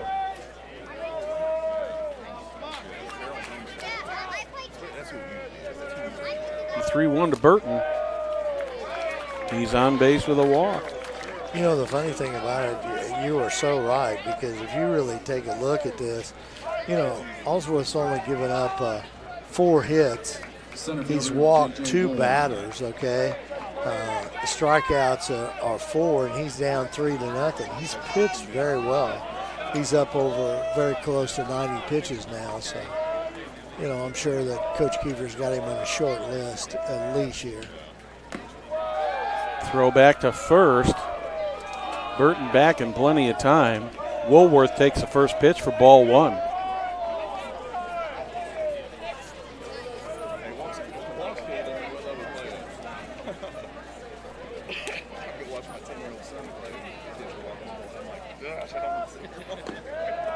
Ball 2. J.J. Woolwine, center fielder. He's struck out twice so far in this game.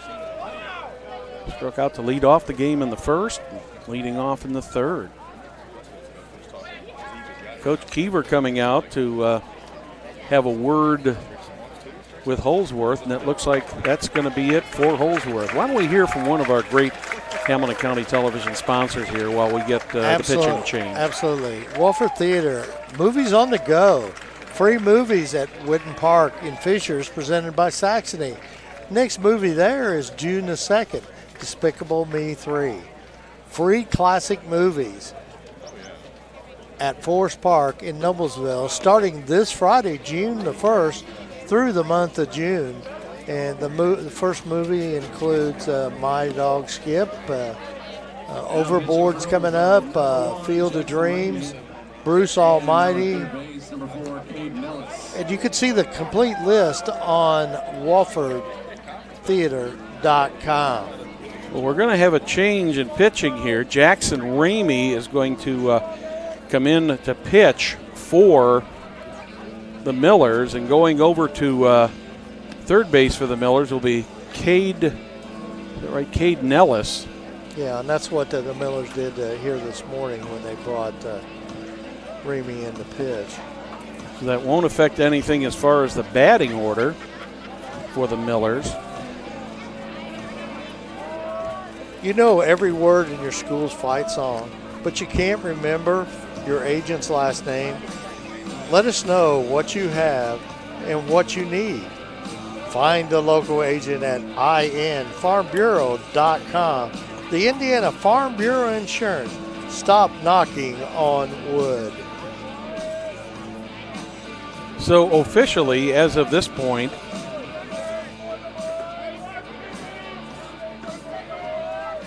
Holsworth pitched 4 complete innings. He's responsible for Burton over there at first.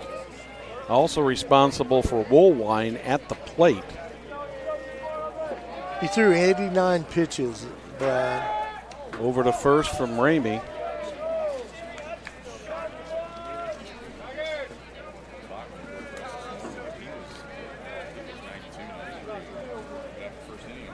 Another throw to first. Burton's back in time.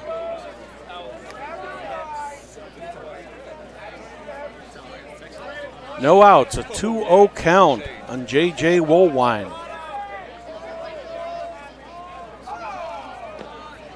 Woolwine squares the bunt but misses. And even at the major league level, Perry, that bunt, that's got to be the hardest hit to make. Oh, absolutely, absolutely. 2-1. Woolwine swings right through that one. 2 balls, 2 strikes. Ramey was pretty effective in the pitching he did this morning. The 2-2 pitch to Woolwine, a little bit inside.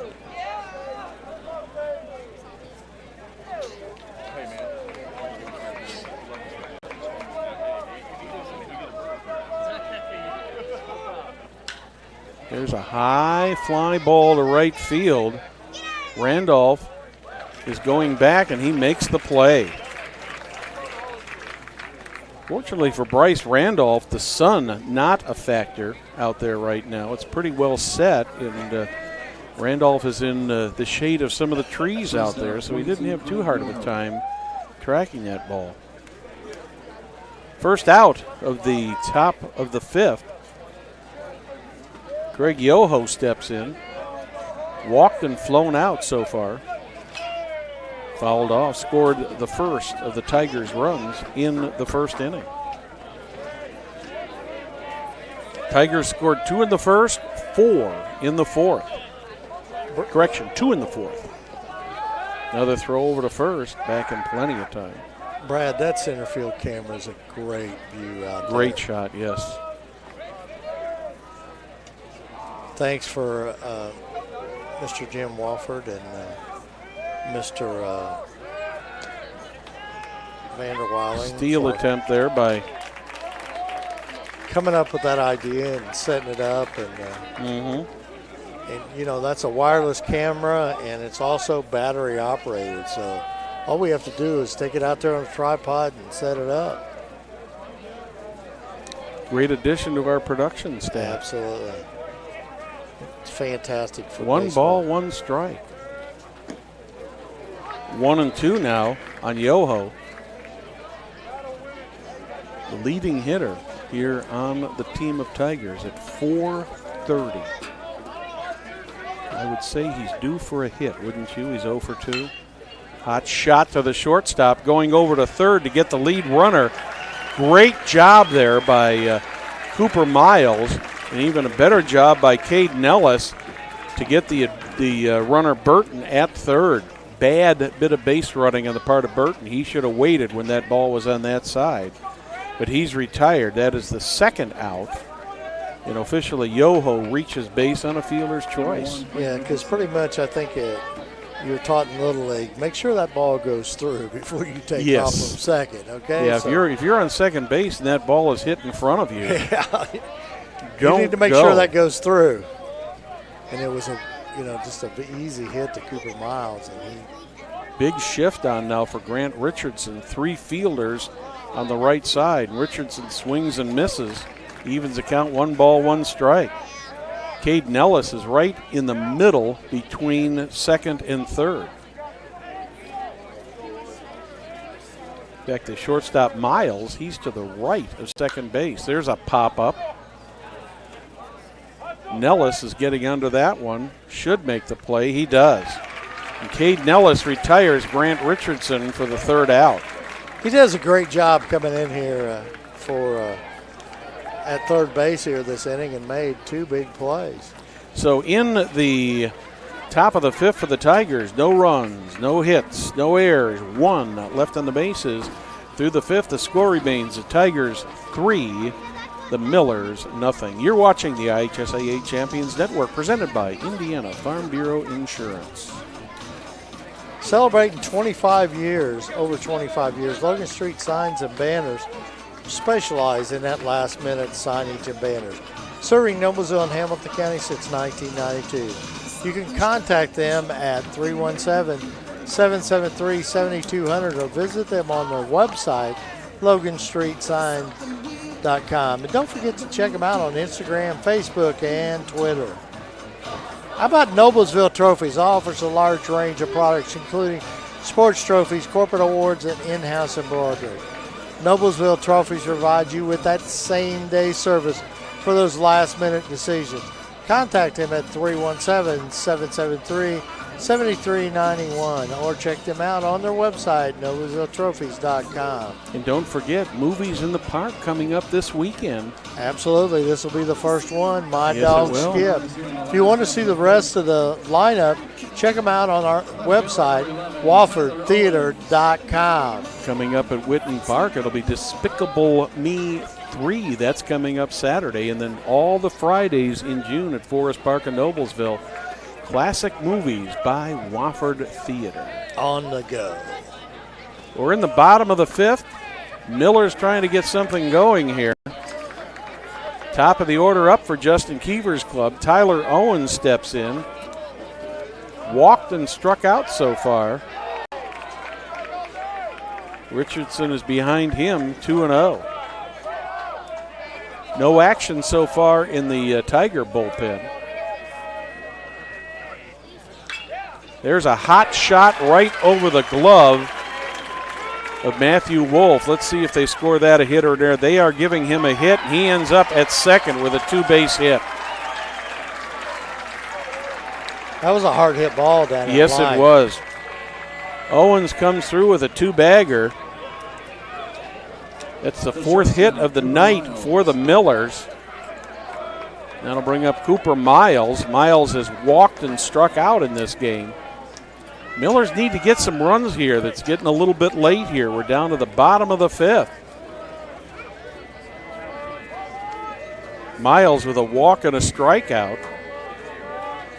Owens on second. First pitch to Miles. It's the lower inside corner of the plate. Once again, Miles is one of those guys who stands right up there on the plate.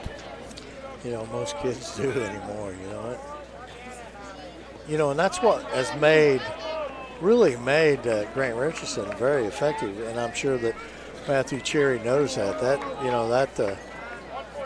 A batter, when they do that, if you can hit that inside of the corner, you got that. It's impossible for him to hit. Yeah, you're pretty tied up. 1-1 pitch to Miles. That one gets away from Jamison, and Tyler Owens scampers down to third base. I'm going to call that a wild pitch. That one bounced before it got to Jamison. Richardson, could he be getting a little bit tired here in the fifth, Perry? Could be. He's getting up near 100 pitches here, so. The 2-1 pitch coming to Miles.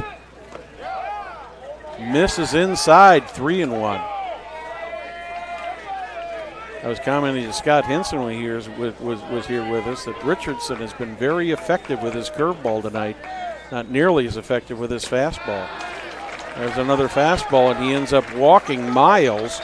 Well, they got somebody down there. So the first two batters for the Millers have reached here. That's going to bring out pitching coach. This is just so when the pitcher get warmed up time here.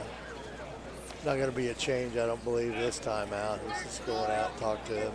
Alex Klotz, a senior pitcher, is loosening up in the bullpen. Just settling down a little bit. Richardson has pitched. He's thrown a lot of pitches, but he's also been very effective tonight. Oh, yeah, he's done a great job on the mound. First two innings, he faced 5 and 6 batters. Third inning, he faced 4. Fourth inning, he faced 3, and he's already faced 2 here. He can put both of those on, one via a double and one via the walk. And Owens is over on third base with no outs.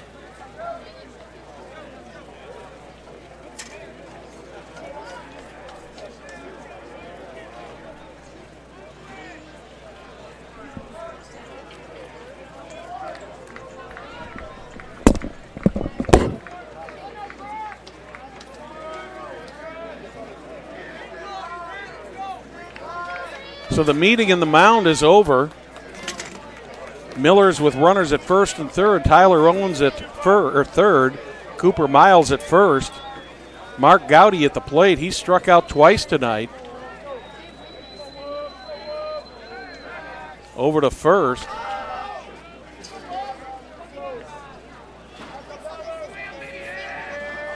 I don't know if the Millers will play it aggressive here and try to steal or not.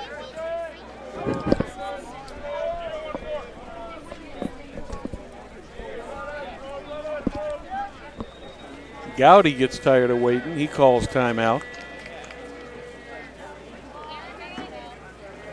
Gowdy is struck out twice.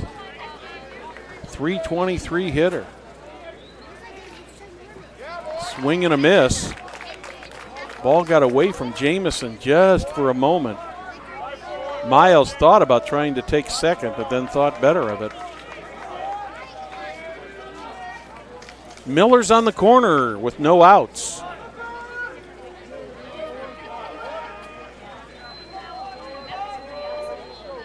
The 0-1 pitch hits the outside corner. 0-2. So whatever the pitching staff had to say to Grant Richardson, you know, and a lot of times been effective. A lot of times that happens, Brad. You know, you just need to go out there and give him a rest for a second. Yeah. Gowdy hits that one. They're going to go home, play at the plate, and he is out. Another base running error by the Millers there in this game. I don't understand why. At 1 out, why they... Yeah, Tyler Owens, the ball is hit sharply to Matthew Wolf there at third base. And Owens just never, ever, he never hesitated. He just went. So there's 1 out. Second baseman, DJ Owens.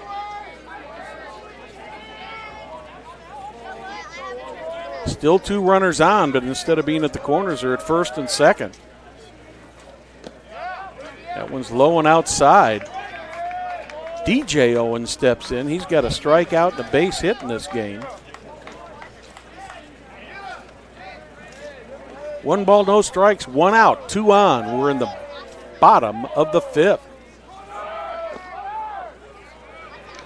Whoa, that one almost got away from Matthew Wolf. You don't see a steal very often like that when you've got a left-handed batter going in there at bat and stealing third base. But Cooper Miles got a big jump on that. So the Millers are back with runners at second and third. 1 out. 2 balls and 1 strike on the cleanup hitter, DJ Owens. Owens with a strikeout and a base hit so far in this game. A base hit here should give the Millers 2 runs. That one's high, 3-1. Tigers have some action in their bullpen. The 3-1 pitch from Richardson. That one is high, gets away momentarily from Jamison, just bounced straight up. And the Millers once again have got the bases loaded with 1 out.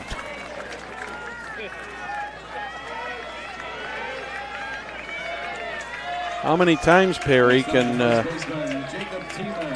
Grant Richardson get away with this? That's going to bring up Jacob Tiemann. 2 walks and a fielder's choice have loaded up the bases. Tigers still with a 3-0 lead. That one's low and inside. Like Tiemann took that right foot of his back, otherwise he might have been hit on that one, on the foot. 1-0 to first baseman Tiemann. Well hit ball to left field. Is that going to stay in the park? Yes, it is, but it should score a run. So the Millers are on the board now, at least.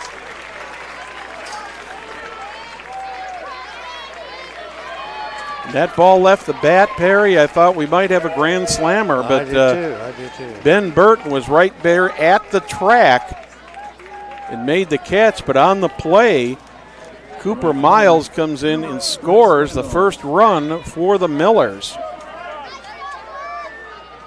They've done this with 1 hit so far. 2 outs, 2 still on.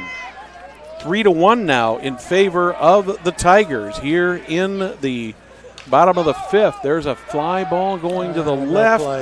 Tigers going after it. Matthew Wolf greeting some of the Noblesville faithful over there along the fence. That ball was about a row or 2 deep into the stands. I should say into the fans. There's about 3 or 4 rows deep of fans standing down there on the left field line. As well as on the right field side. Much different than this afternoon where there was 5 or 6. 0-1. Oh, that's a good pitch right there. Now 0-2 on Bryce Randolph. Randolph has walked and grounded into a out to the second baseman. 0-2 on Randolph. Strike 3, Randolph is out. So for the Millers in the bottom of the 5th, they got 1 run on 1 hit, no errors, 2 left on the bases. We are through 5, the Tigers leading the Millers 3-1. You're watching the IHSAA Champions Network presented by Indiana Farm Bureau Insurance. We'll be right back. Superheroes come in all shapes and sizes. They don't always meet in an underground fortress. Sometimes they meet in places that appear to be very ordinary to most people. But inside, there are heroes in training. Some are smart, strong, or brave. Maybe they can build cities or heal people when they get hurt. But even superheroes need some help sometimes. With your support, we can change the world. Together, we are a force that can't be defeated. Support the club. Save the world. Support your local superheroes and donate now to the Boys and Girls Club of Noblesville at bgcni.org. Welcome back to Dunker Field, Sectional 8. The Tigers ahead of the Millers, 3-1 going here into the top of the 6th, and Perry in the bottom of the 5th. You've got to wonder what Tyler Owens was thinking when he tried to score on that hot shot ground ball to the third baseman. Yeah, because the way it worked out and everything, he would have scored on the next play, okay, so the next batter, so then the game would have been 3-2 instead of 3-1, but that's just part of the game. We're in the top of the 6th. Kyle Brincheski in there. 1 ball, 1 strike. Brincheski with a walk and a single. Scored the second of the Tiger runs in the game in the top or in the 4th inning. Counts 0-2 on the batter. Strike 3. Scoreboard had it as 1-1. Yeah, but I was thinking it was 0-2. Yeah, they missed the call down there, the umpire. That's right. He was on the appeal. So, yeah. That'll bring up Matthew Wolf. Another one of the big bats in Matt Cherry's order, batting .407. Takes the first pitch for strike 1. We've had a great game here tonight, Perry. Absolutely, absolutely, and some great pitching. I mean, of course, I missed that one inning when you were interviewing and I was talking to people and things like that, but we haven't had an error in this game, have we? No, we have not. It's been a very well-played game. Couple maybe running errors. Oh, yeah, but I mean, as far as fielding error.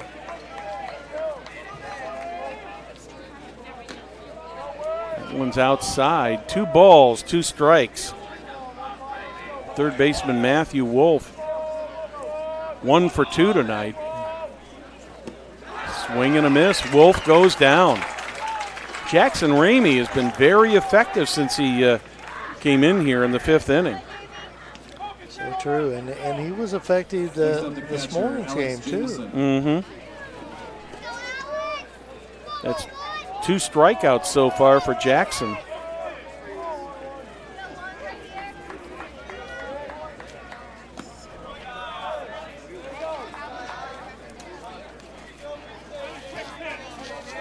It'd be interesting to see.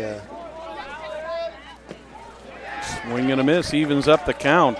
Coming back out this next inning, according to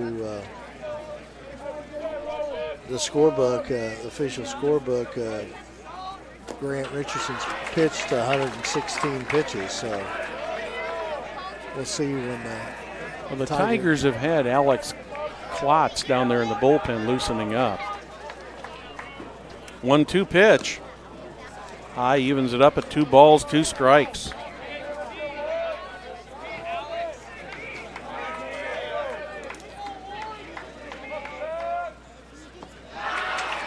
Swing and a miss. Thought the ball got away, but it did not.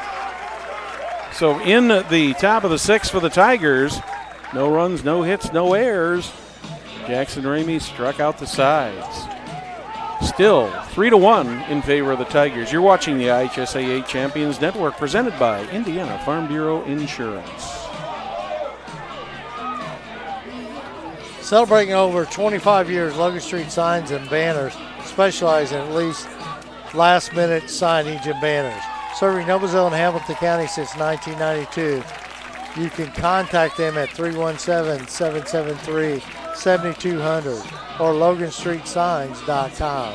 I believe there was a question about whether he caught that or not. The umpire signaled at home. I thought it was a drop third strike myself, but umpire rang him up. Yeah, because I thought, why is he ringing him up? But the ball got dropped. But obviously, I did not see that.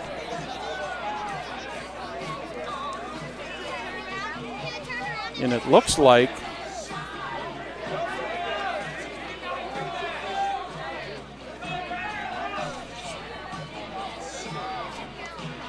I'm not sure. I'm not sure they know what the umpires are going to conference here. Alex Jamison was the batter, and they have sent a courtesy runner out there for Jamison. Home plate umpire is talking to Coach Matthew Cherry. Right after he got done talking to Coach Keever, so. So I'm not sure what the decision is going to be here, but I did see the home plate umpire signal the out in the third strike.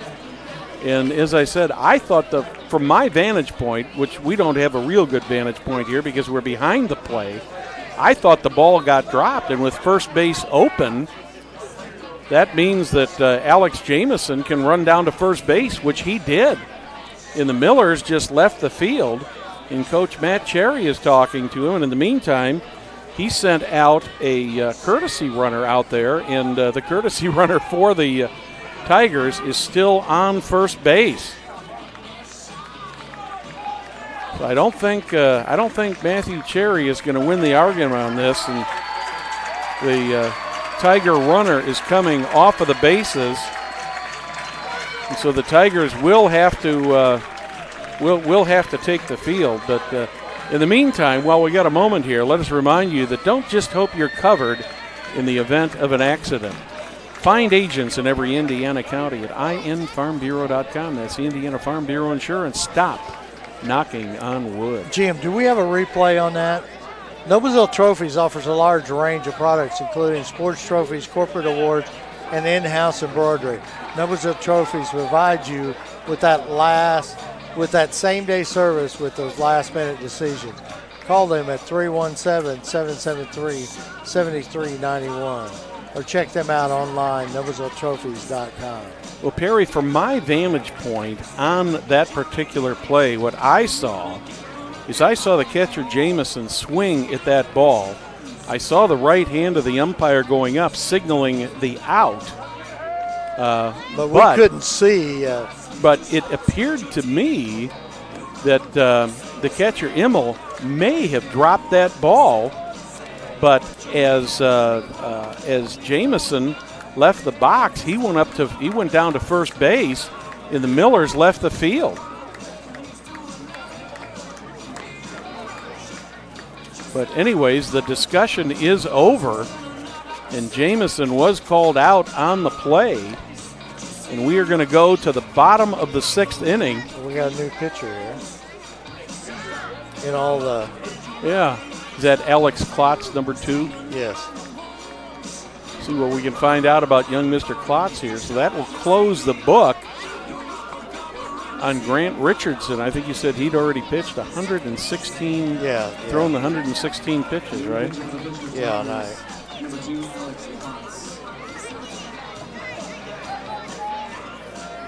So we're moving into the bottom of the sixth. Millers need to get some more runs to get back into this thing. Reese Sharp, the designated hitter, will step into the batter's box.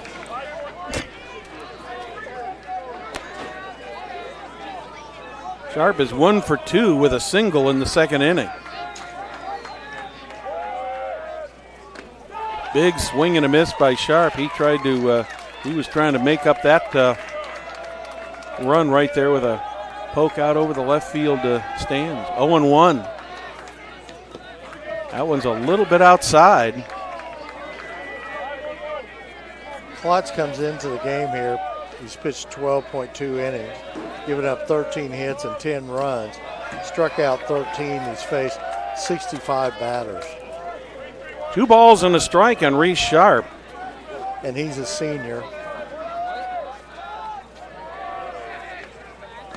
Swing and a miss at the high fastball. Evens the count at 2 balls and 2 strikes. What a game we've had here so far tonight. That one's low. 3 balls and a strike.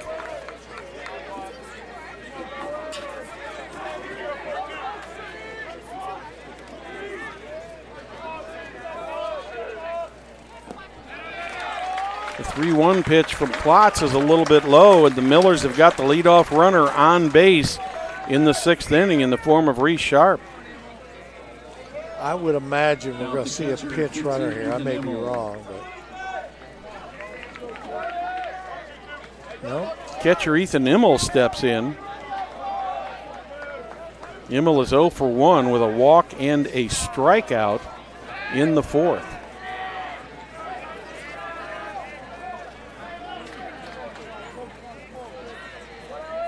Tigers with 3 runs, 4 hits. Millers with 1 run, 4 hits. First pitch to Immel is low and outside. Ball 1.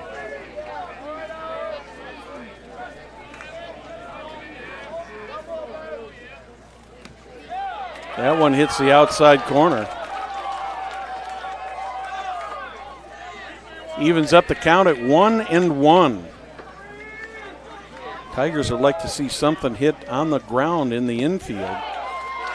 Strike 2 on Immel.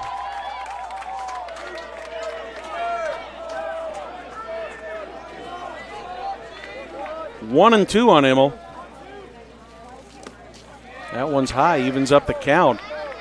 2 balls, 2 strikes. Catcher Ethan Immel at the bat.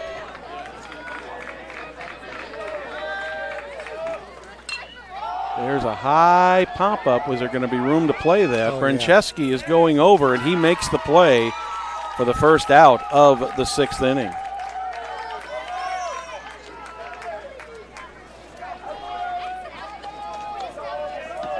That one was a hit sky high and about 20 feet out of play. Yeah. And I'll bring up Jackson Ramey.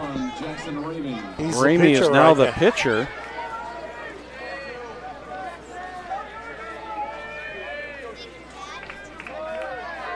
Ramey is 0 for 2 with 2 strikeouts.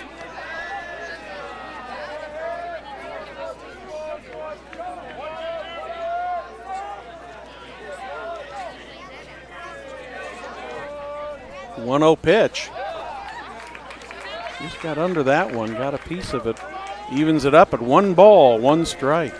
I think Mr. Vanderweilen has went back out to the truck and has captured the video on that last strikeout. There's a pop-up over to the right side. We have our own instant replay here. Rick is taking a look at that. He did catch, he caught it. He did catch the ball. So it was the right call. The umpire was right. Mm-hmm. Even though he doubted himself. Yeah, I could not tell from here. Swing and a miss. Ramey goes down swinging. He is out for swinging. He's out on strikes for the 3rd time tonight. Adam Claude's coming in here, only pitched 12 innings this year. He was the next man up, and he looks like he's ready. The senior wants this victory. Yep. Back to the top of the order for the Millers. Tyler Owens steps in. A walk, a strikeout swinging, and a double. Yeah, he had a big hit last time at bat. And also had a major base running error in that 5th inning. Timeout called. I was wondering when he was going to do that. Zach Tuaday's coming in to run for Reese Sharp.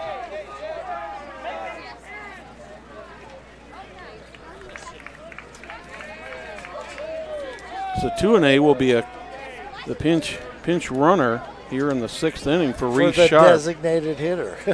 The pinch runner for the designated hitter. But I've got to believe that Reese Sharp will re-enter as the designated hitter if they get that far again. Yeah. Tyler Owens at the plate. 1 ball, no strikes.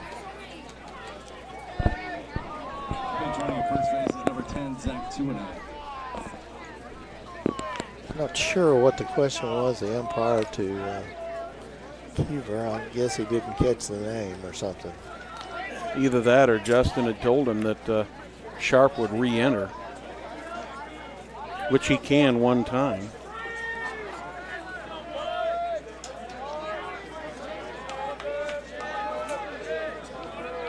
The 1-0 pitch. 2-0.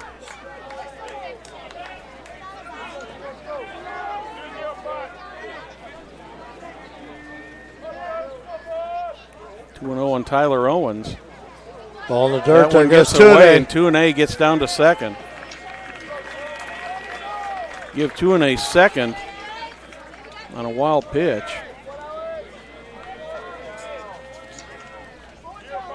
Jamison has done a good job behind the plate there, blocking. Oh, absolutely. Blocking some of those balls that have been down there in the dirt. That's ball 4 to Tyler Owens. So the Millers have got the tying run on first. The lead run coming up to the plate in the form of Cooper Miles. Miles walked in the 5th, walked in the 1st, struck out in the 2nd. Miles also scored the only run that the Millers have so far tonight.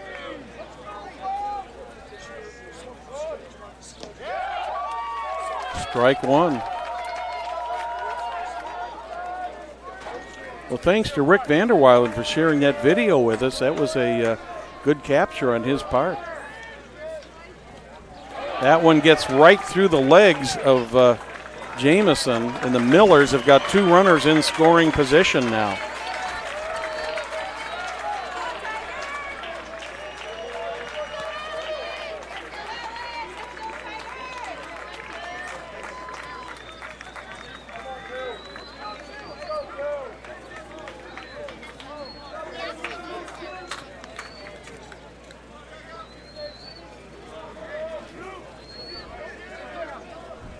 Coach Keever came out and asked the umpire to take a look at the baseball since it. I'm not sure what that was, but. Well, it hit the dirt pretty hard, and I think he wanted to make sure it wasn't too scuffed up to play. Could be, could be. 1 ball, 1 strike on Cooper Miles. We're in the bottom of the 6th. Miller's trying to tie this up. Ooh, that one right hits the lower outside corner. Woo! A ball and 2 strikes. That was right down the middle. Miles would probably like to have that pitch back. Swing and a miss. He dropped it. Ooh. It was a foul tip. Yeah. Dropped it right between his legs. I heard it hit the mitt. I did not hear the foul tip. Yeah, it dropped right between his legs. I saw him drop it, but Cooper Miles will get another opportunity here at 1-2. That one's inside, almost hit him. Mark Gowdy, the on-deck hitter. One of the Miller's better hitters. 2 balls, 2 strikes, 2 outs. There's a hot shot right at the third baseman. He knocks it down, but 1 run does score for the Millers. That was a hot shot that Matt Wolf had hit down there, man. Yeah. That was a screamer. And they're going to give Miles a hit on that. Oh, absolutely. That was a screamer. So the Millers do score. Zach Tuine scores the 2nd run of the game for the Millers. Millers have got runners at the corner with 2 outs. Tyler Owens at 3rd, Cooper Miles at 1st, and Mark Gowdy coming to the plate. Gowdy struck out twice, grounded into a fielder's choice in the 5th, and out comes Matthew Cherry. And I'm guessing we may see a pitching change here, Perry. Yeah, I think so.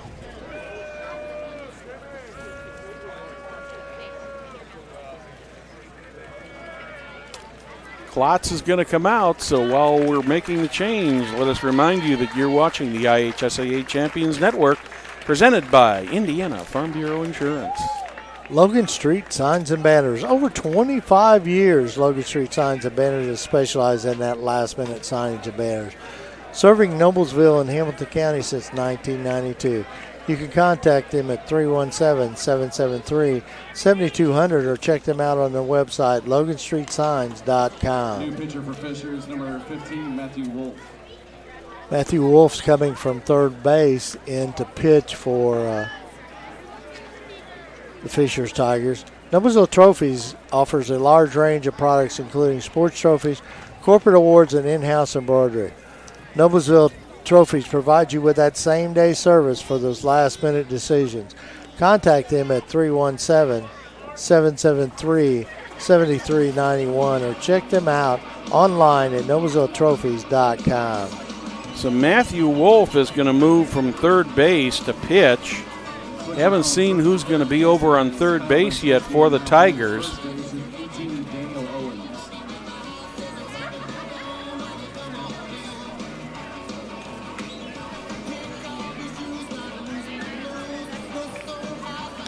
Brad, this has been one whale of a championship sectional game. Well, it looks like, is that Kyle Brancheski over there at third now, Perry? That's what it looks like. Yeah, and we got a new first baseman. And I could not see who went to first base, but Brancheski is over at third. Matthew Wolf is on the mound. And he's pitched 11 innings, giving up 6 hits, 5 runs, 4 base on balls, and 15 strikeouts. Mark Gowdy is the batter. Takes the first pitch over the inside corner of the plate. Strike one. Can you see who that is over there at first base by any chance? No, because he's turned sideways. I think it might be Daniel Owens. Oh, he dropped it. Another Thrown error. away. That's going to score at least one. And the Millers are going to have runners on Second and third. In this game, Perry is tied up. We got us a barn burner here. Game all tied up 3-3. Nick Lukac tried to make a great catch on that, did not make the catch, but still had time to get the ball to first. And a good throw to first. Would have had him. And he would have had him. And so we're going to charge Lukac with an error on that one, an E4. And in the meantime, Cooper Miles ends up over on third. He represents the lead run, and Mark Gowdy is on second. So the Millers have scored 2 runs in this inning on 1 hit and 1 error. That's the first error of the game, and that is Daniel Owens over there at first base.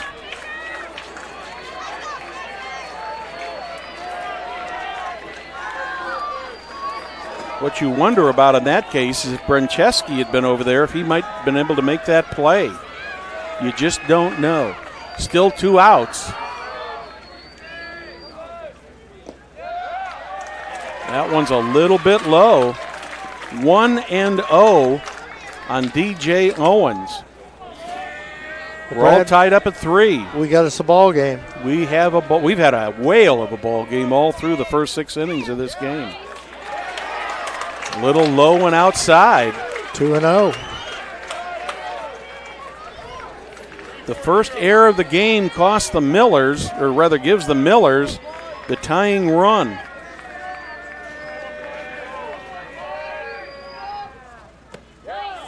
That one hits the lower inside corner, makes it a 2-1 count. And the second baseman, DJ Owens. Gotta say, Lukac made a great effort to try to catch that ball in the air.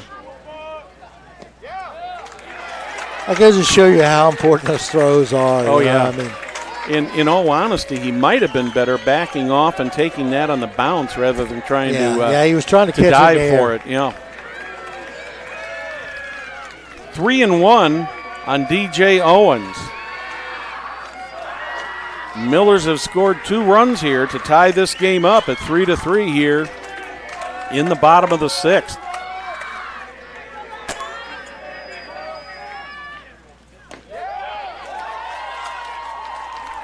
Full count.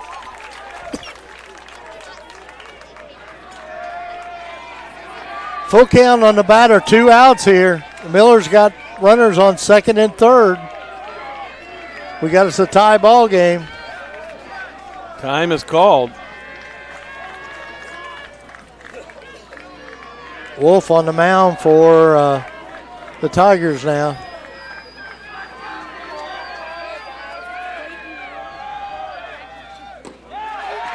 Ball 4, the bases are loaded.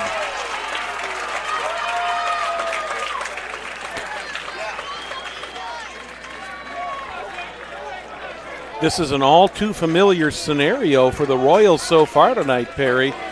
They have been treading on thin ice with walks and bases loaded, 2 men on, and because the Millers have already left 2, 5, 7, 9 runners on through this game. You met the Tigers, right? Not the Royals. Did I thought I said the Millers. No, you said the Royals. That's all right. Well, It's been a long day. Yeah. It's been a long day, Brad. Third ball game of the day. All right, let me restart this. The Millers have left 9 batters on base. That one's going foul. Will they get over there in time? No. Daniel Owens tried to get over there to reach for that ball, and he could not get to it. Realize we have 3 Owenses in this ball game. And none of them are related. yeah, that's amazing.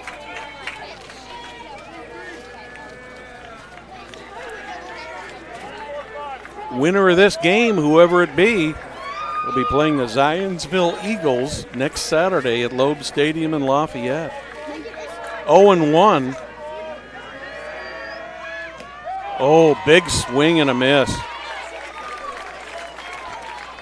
0-2.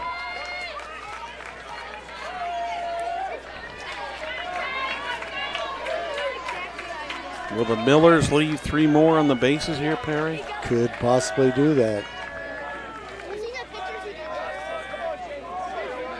The 0-2 pitch from Wolf. Swing and a miss. And the Millers do it again, leaving 3 runners stranded here in the 6th. But they do score 2 runs on 1 hit, 1 error, 3 left on. At the end of 6, we're tied at 3. You're watching the IHSAA Champions Network, presented by Indiana Farm Bureau Insurance. We'll be back.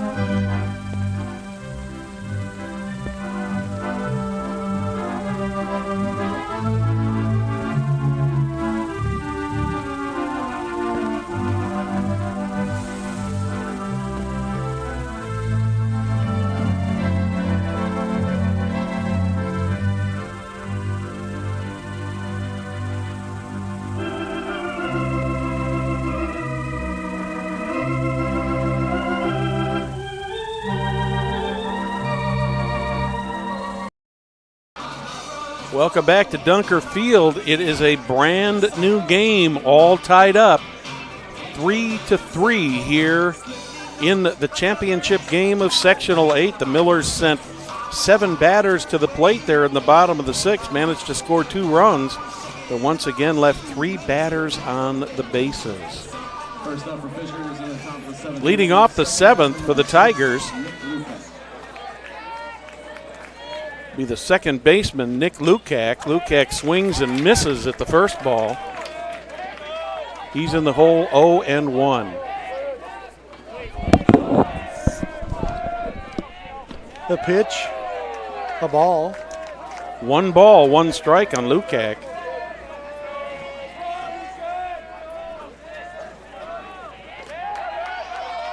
That one's a little bit outside. Well, Brad, it is officially cooler outside than it is here in the press box. No doubt about that. Lukac gets everything into that one. Mark Gowdy going back, makes the catch.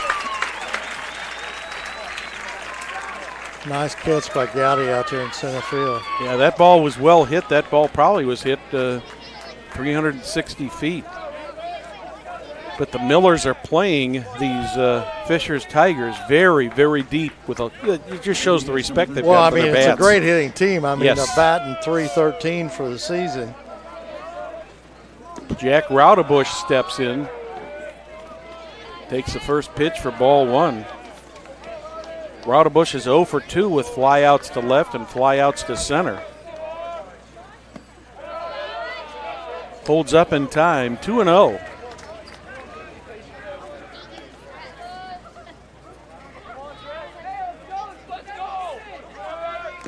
Swing and a miss. 2 balls and a strike on Jack Raudebush.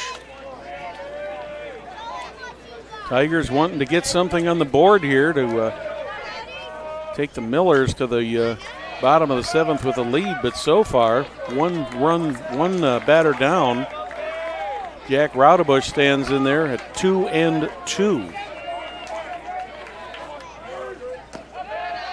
Works it to 3-2. Ben Burton on deck, the left fielder.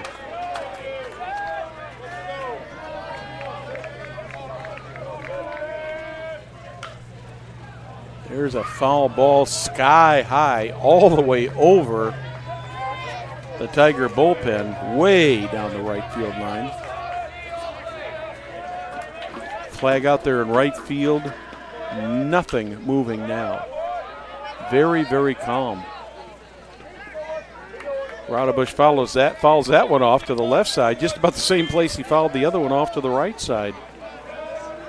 Maybe the third time will be the charm for Jack, and he'll hit the ball in play.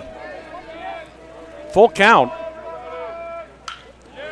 That one's going to probably drop in there for a hit. Yeah. Great try by Mark Gowdy, but he cannot make the play, and Jack Raudebush is on first with his first hit of the night. Yeah, he's going to have a pitch runner. Pinch runner is going to come in. That's going to be Colin Shelton.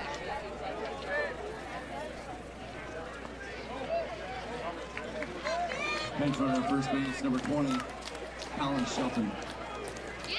So Shelton seeing his first action of the sectional. Ben Burton, the number 9 hitter, comes up. Blown out to center, and he walked in the 5th inning. Ramey's thrown 34 pitches here in the game, and he has 3 strikeouts. That's the first hit he's given up since coming in. So. Throw over to first. I'll tell you what, he's a tough kid, you know. And he played third base in the game, both games here, and then they bring him into pitch. So he's done a great job here today. That one's outside. 1-0 on Ben Burton. That's what seniors do, though, Brad. I mean, you know, this could be it for him, and he knows that. Yeah. That one's outside also from Ramey. 2-0. Coming up, though, the Fishers is going back to the top of the order, and that's a veteran group up there at the top that have hit very well. That one catches the outside corner of the plate about belt high. 2 balls and a strike. Millers have got some action down in their bullpen.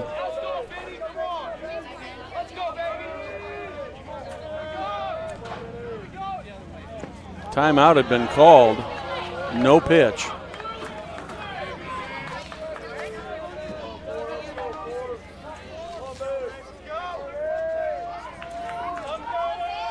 I think that's Cade Gorman throwing down there for the Millers now. There's one that's going to go down the right field line, down all the way into the corner. Third base coach is sending. Will there be a play at the plate? There will not, and the Millers have given up a run. And Colin Shelton scores from first base on the triple by Ben Burton. So just as quickly as the Millers tied this game up in the bottom of the 6th, the Tigers have taken the lead again. 1 run, 2 hits so far here in the top of the 7th. A single and a triple. Ben Burton 90 feet away from giving the Tigers a 2-run lead. J.J. Woolwine steps in for his 3rd at bat. 2 strikeouts and a flyout so far today for Woolwine. 1-0. That one hits the outside corner. Ties it up on the count at 1-1. Greg Yoho on deck.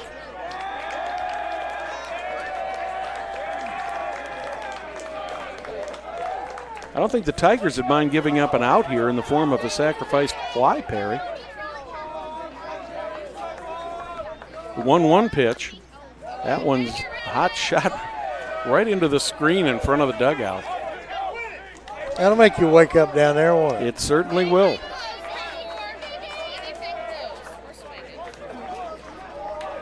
1 ball, 2 strikes on J.J. Woolwine. Leadoff batter for the Tigers.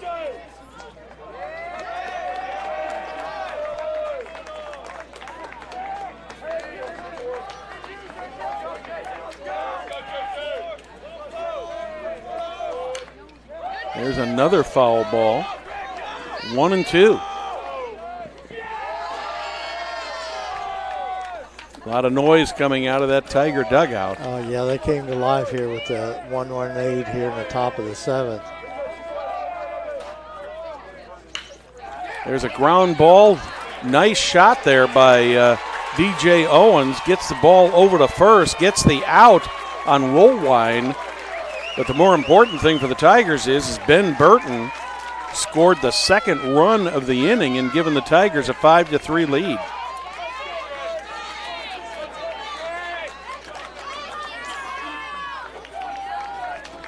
Two outs, the bases are empty. Shortstop Craig Yoho steps to the plate.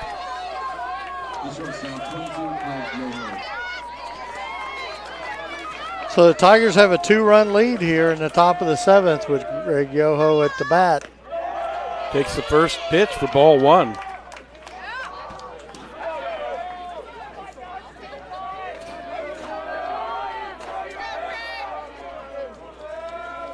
The 1-0 pitch. Swing and a miss. Evens it up at 1 ball, 1 strike.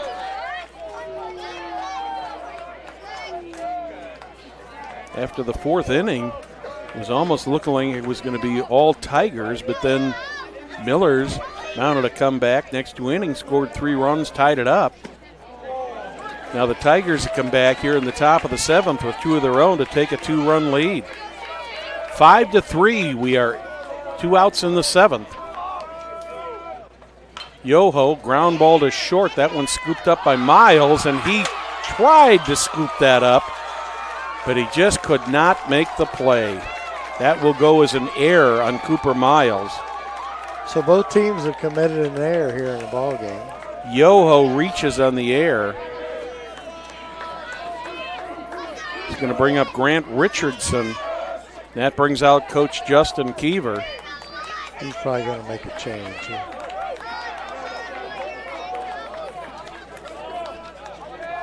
Well, while the Millers are talking it over, let's remind you, you're watching the IHSAA Champions Network presented by Indiana Farm Bureau Insurance.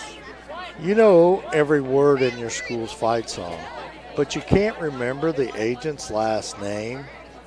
Let us know what you have and what you need.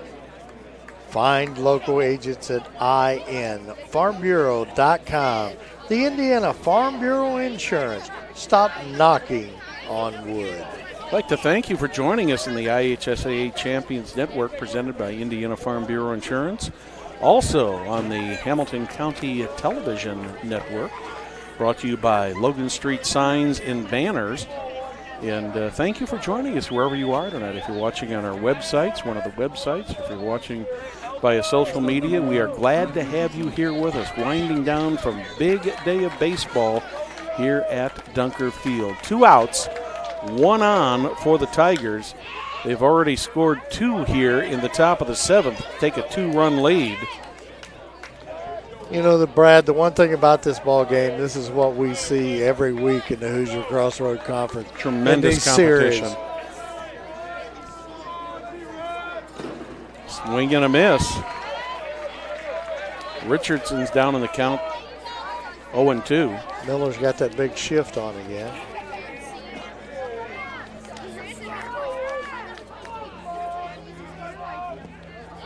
That one's a little bit low. Richardson held up in time. 1-2 on Grant Richardson, who was the starting pitcher. Will not be the pitcher of record in this game now.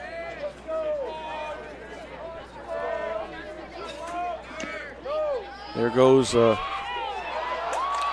dropped the ball. My, oh my. Yoho into second. Cooper Miles is saying, man, when it rains, it pours. Miles was over there, and he just could not hold on to the ball. It would have been a close call either way. Yeah, absolutely. Had he held it, but in the meantime, Yoho is there. But it's all irrelevant now because Grant Richardson swings and misses for the strikeout for the third out of the inning. So in the top of the seventh for the Tigers, 2 runs and 2 hits, 1 error, 1 runner left on base. We are through 6.5 innings. The Tigers over the Millers 5-3. You're watching the IHSAA Champions Network presented by Indiana Farm Bureau Insurance. Noblesville Trophies offers a large range of products, including sports trophies, corporate awards, and in-house embroidery. Noblesville Trophies provides you with that same-day service and those last-minute decisions. Call them at 317-773-7391. Don't just hope you're covered in the event of an accident. Find agents in every Indiana county at infarmbureau.com. Indiana Farm Bureau Insurance. Stop knocking on wood. You know, next weekend, Wofford Theater has got some good movies out. They've got the movies at Witten Park in Saxony coming up on the 2nd. And also, starting June 1st, free classic movies at Forest Park in Noblesville. Among others, from the 1st to the 29th, you're going to see My Dog Skip, Overboard, Field of Dreams, Bruce Almighty, and Serendipity. All of those. Now, I haven't seen My Dog Skip, but the other 4 I've seen, and they are all great movies. In addition to that, go out to Forest Park. You can meet and greet Will Wofford out there. He'll be out there for representing Wofford Theater for that. But Wofford Theater, the free classic movies coming up in Forest Park. Also Witten Park and Fishers, presented by Saxony. All of that presented by the Wofford Theater, and you can contact them for more information. www.woffordtheater.com. Well, Brad, there's a good chance here in this bottom of the 7th here, unless the Millers tie it up, that one team will go home and one team will be headed to Harrison next weekend. Well, for the Millers, they're going to have the 5, 6, and 7 batters coming to the plate against Matthew Wolf. First pitch from Wolf is a strike over the outside corner. The opponent of the winner of this game will play Zionsville. And that will be at Loeb Stadium in Lafayette. If you have never been there, that is one of the neat historic baseball parks. And it has been remodeled, hasn't it, or have they started? They have remodeled that several times. I was living there in the mid '80s, and they did some remodeling then. But you know, they've had the Colt World Series there for a number of years, and that one's hit straight back, still 0-2 on. It's it's Bryce Roberts who's up there now.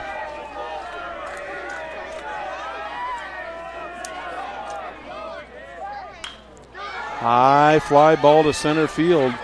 J.J. Woolwine has got that one for the first out. So Bryce Roberts goes down on a lazy fly ball to the center fielder Woolwine. One down. That'll bring up Reese Sharp. Sharp has been on base twice, scored one of the Miller runs. In fact, he scored the last run they scored in the 6th inning after he walked and scored. Also had a base hit and a ground out to shortstop.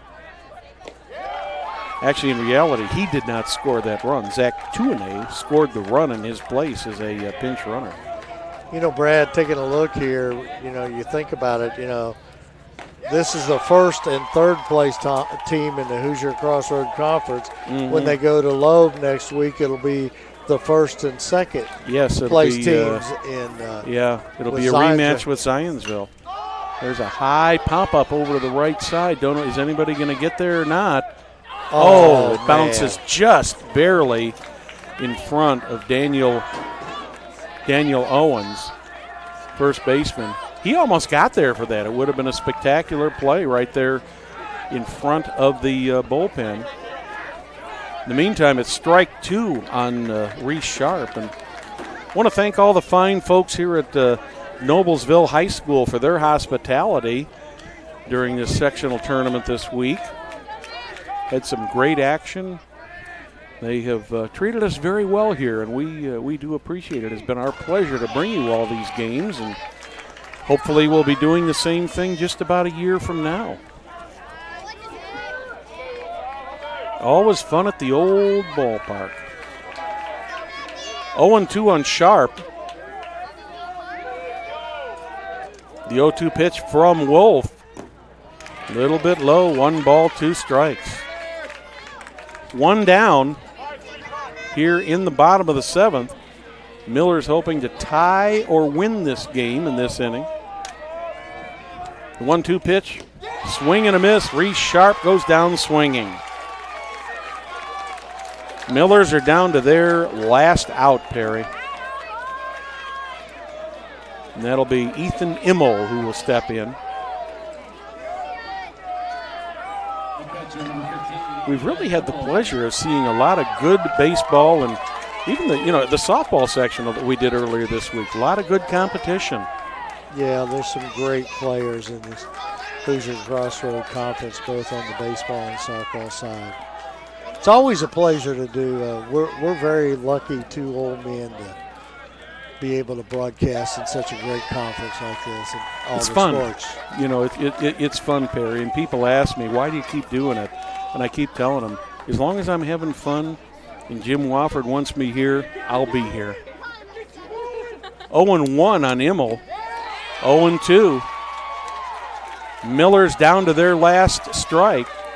Matt Wolf's come in and did a good job here Yes, to close he has. this out. Tigers down to 1 pitch for their trip to Lafayette. There's a hit into left. Caught by the left fielder, Ben Burton. Great catch by Ben Burton. And ladies and gentlemen, there you have the Sectional 8 champion Fishers Tigers in the bottom of the 7th for the Millers. No runs, no hits, no errors. What a dramatic way to end that game on that great catch by Ben Burton. And that's the way this game's went the whole time. I mean, both teams really played, and and you know why they're where they are. They're coached well. I mean, it's just one of those. Somebody's got to win and somebody's got to lose.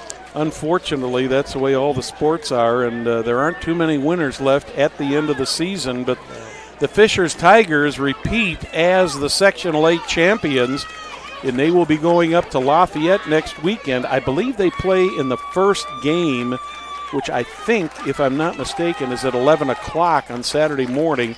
That's at Loeb Stadium, and if you have the opportunity to get up there to Loeb Stadium and see that game, please go take a look at it. I'm sure that you will enjoy it. Perry, any last thoughts on the game? No, just a great ball game.